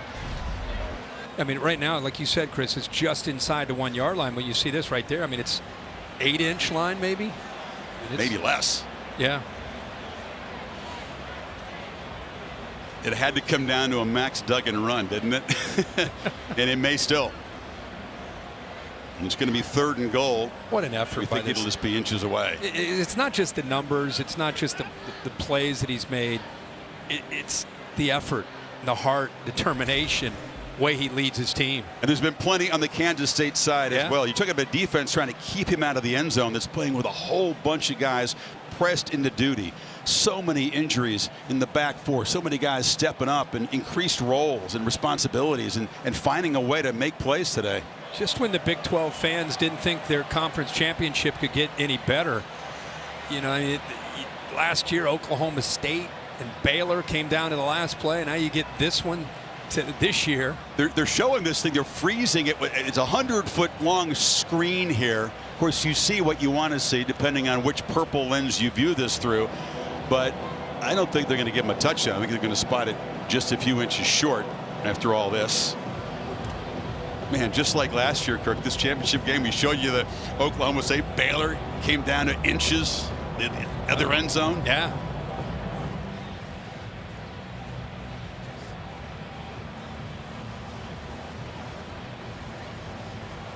They're checking this out methodically. Brad Van Vark is the replay official in conversation with Kevin Marr.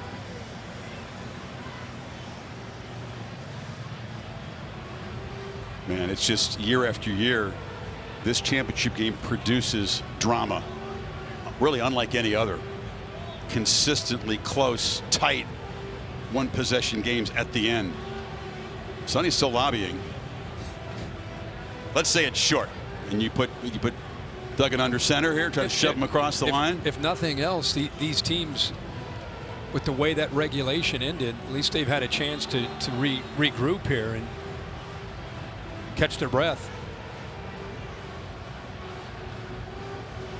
Obviously, Bill, this must be about the spot. I mean, when it's taken this long, you want to run down there and try to get some clarification? Hey, you know, all After the things. further review, the ball carrier's elbow was down with the ball short of the line to gain.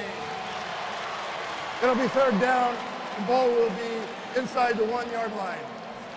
Yeah, well inside. So the Horned Frogs, who were down 11 with 8 minutes to play in the ball game, will try to take their first lead since the first quarter when they scored to jump in front 7-0. They haven't moved the football that much. They moved it a little bit, but not really where we think it should be. Third down. All that for 4 inches. Here we go. It all matters down here. Looks like it is going to be Duggan under center. Miller behind him. Miller's got the football. Fighting, stretching. No signal. Stop short. Fourth down. Clint Duke makes his play. Linebacker who's walked up right here collapses down, blows his play up. Nobody accounts for him. Able to get into the backfield. There might be some coaches here who would kick this and take the lead, but the offense is on the field. Chris, I don't know if that ball came out, but it looked like it potentially did on that replay. Uso Seumalo, nose guard, is down on the field. Here's where the ball kind of came loose. I don't know if it's because he reaches or that ball is out. He was reaching. Was he down when he reached it? Was there a clear recovery in that mass of folks? Did it come loose?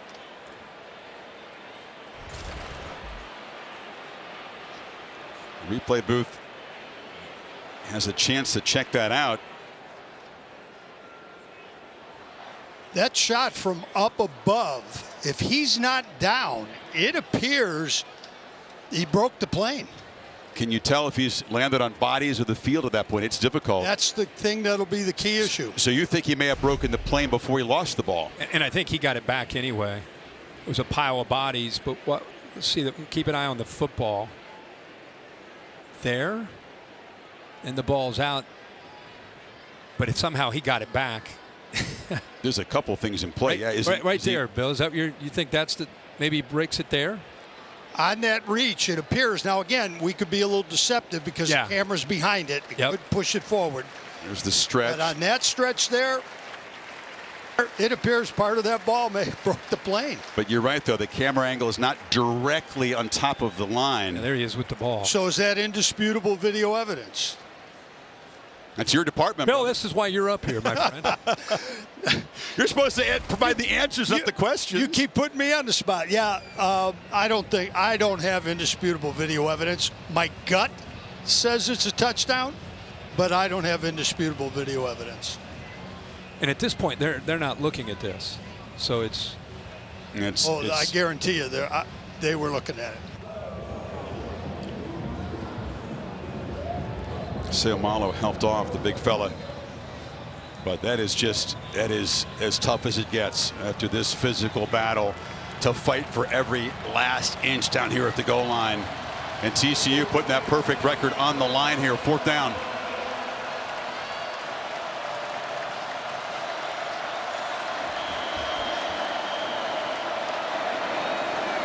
Miller is the back.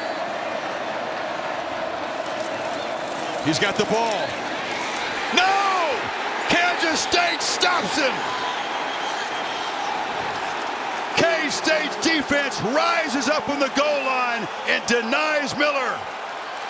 And now any points on their possession will win them a Big 12 title. What a stand. Gutsy decision. Kansas State's defense, it just gave all those plays up to Duggan. Watch this defensive line eat up the blocks, and it frees up the backers to be able to get downhill in a hurry. Great job here of occupying. How about Clifton, 31, making a play? True freshman, 22, gets in there and makes the play. Daniel Green, good job up front of eating the blocks. And the linebackers downhill clean it up. You know, Kirk, there's going to be a lot of second guessing. Why not with a big physical quarterback just sneak it and knock him in the back, get him in the end zone? You need about 8 inches in that play, and it was a long, slow developing play. Miller got the ball at the 5-yard line and couldn't fight his way in. They brought Carter Ware in in front of him. First time they've really shown that look in short yardage, a tight end like playing as a fullback. But what will K-State do here? It's Vaughn on the fly sweep. Deuce Vaughn. He'll be knocked down just short of the marker at the 16. Obviously, comfortably within the range of Ty Zentner, who you said was a mid-season replacement and hasn't missed a kick this year. I just love the call with the ball in the right hash. Put Vaughn in motion where he gets his momentum going. He's got 4 blockers as receivers and a tight end. Sent it. Vaughn again. It's a first down. They will talk about that goal line stand forever in the K-State Wildcat Nation if it produces a victory here. They should. You had a tired defense, a lot of breaks at the end of regulation with the replay, and a defense with a lot of pride had to step up and make a play. We were kidding about every inch matters. Boy, oh boy, did it ever in that sequence of plays. Giddens and Vaughn in the backfield. It's Vaughn again. And a conservative call, and that's just a yard. Chad Banks knocked him down. You know, see what happens at the end of this game, and you know, we can speculate all we want. You know, right now it's about winning a Big 12 championship, but there are people watching all over the country who are not Big 12 fans but want to see what's happening to number 3 TCU and what will happen if they lose. I think they're safe. I think you and I have said that a lot today. Keeper, Howard, knocked down inside the 10. Of course, they don't feel that way in Tuscaloosa, Alabama. The Crimson Tide are the team that figured to be sitting on the bubble. 2 losses by 4 points in tough environments. But TCU has been so solid throughout the season. The resume is sparkling. Yeah. 5 wins against ranked teams. Michigan, Georgia each have 2 of them, by the way. I just think with USC losing last night, you know, TCU's season that they've had for 12 games, you know, if they came into this game and competed the way they have today, it may affect the seeding, but it's not going to affect whether they're in or not, at least in my opinion. And it's a very safe keeper. Howard just goes over, gets the ball in the middle of the field for Ty Zentner, the senior from Topeka, by way of Butler Community College. Comes out there with a smile. He does the punting, he does the kickoffs, and most importantly, he does the field goals. And the guy who was given a chance mid-season when that was a very shaky area for K-State comes out here to give Kansas State a Big 12 championship. Dead center, 31 yards out.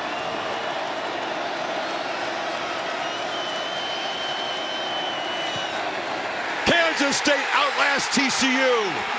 And they are Big 12 champions for the first time in a decade.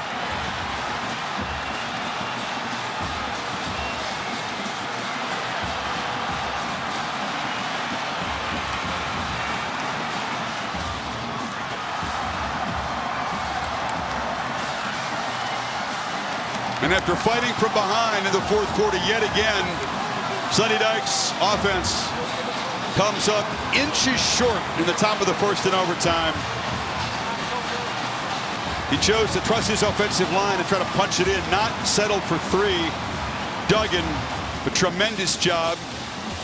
Most would say this is enough, but it'll be as Dykes told us yesterday, still kind of an anxious evening in Fort Worth. Yeah, a lot of time to talk about that. I just want to say, man, Kansas State, the year that they've had, a lot of people doubting them.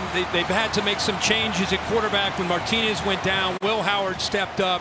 They kept fighting, kept battling in a competitive conference, got themselves in a position to be in this game, and they come in with a championship heart, and it goes into overtime, and they find a way to get it done. Congrats to Kansas State. And Chris Kleeman, who won 4 championships of the FCS just down the road in Frisco, comes to Arlington and wins a Big 12 championship. Holly? So, Coach Kleiman, this was a difficult, tough, physical game. What did you see from your team in that goal line stand to keep them out with the championship and inches to go? Rise up. Rise up. We talked about it all week long. When people doubt you, rise up. And we were destined to be here. And our kids rose up today. Awesome football team. I hope they get a chance. I hope they get a chance to play next week or in a month because they're worthy of it. But that group was doubted all year. And they continue to rise up. I couldn't tell you much about the senior leadership. You talk about kids who are doubted on your team. Will Howard has been through more than almost any kid in America. Tell me how he rose to this occasion today. You know, let's compliment Adrian Martinez because Adrian Martinez has helped Will Howard. Things that Adrian went through, Will went through some of those. Those two have become best of friends. Those two are why we're here. Both those two guys are why we're in this position. People might have doubted the size of Deuce Vaughn at some point in his life, but the heart is immeasurable. How did that young man ride this wave? Guy's a dude. He's one of the best players in college football. We rode him today. Can't say enough about that guy, that group of guys. People doubted us, man. Holly, we won the friggin' Big 12. Are you kidding me? Yes, you did, Coach, and nobody doubts you anymore. Thank you so much. Appreciate it. Thanks. And a 10th win sends them to New Orleans for the Sugar Bowl. That's a big deal for the Purple Cats of Kansas State. TCU hoping they've done enough. Max Duggan did all he could today. Again, falling inches short in overtime. Woo! Wow, 31-28. Kansas State moves on. Hope you enjoyed this drama in Arlington. The game produced by Bill Bonnell, directed by Derek Mobley.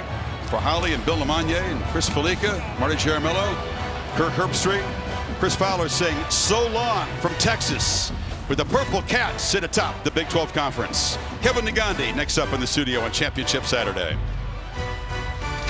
Chris, what a way to start the day.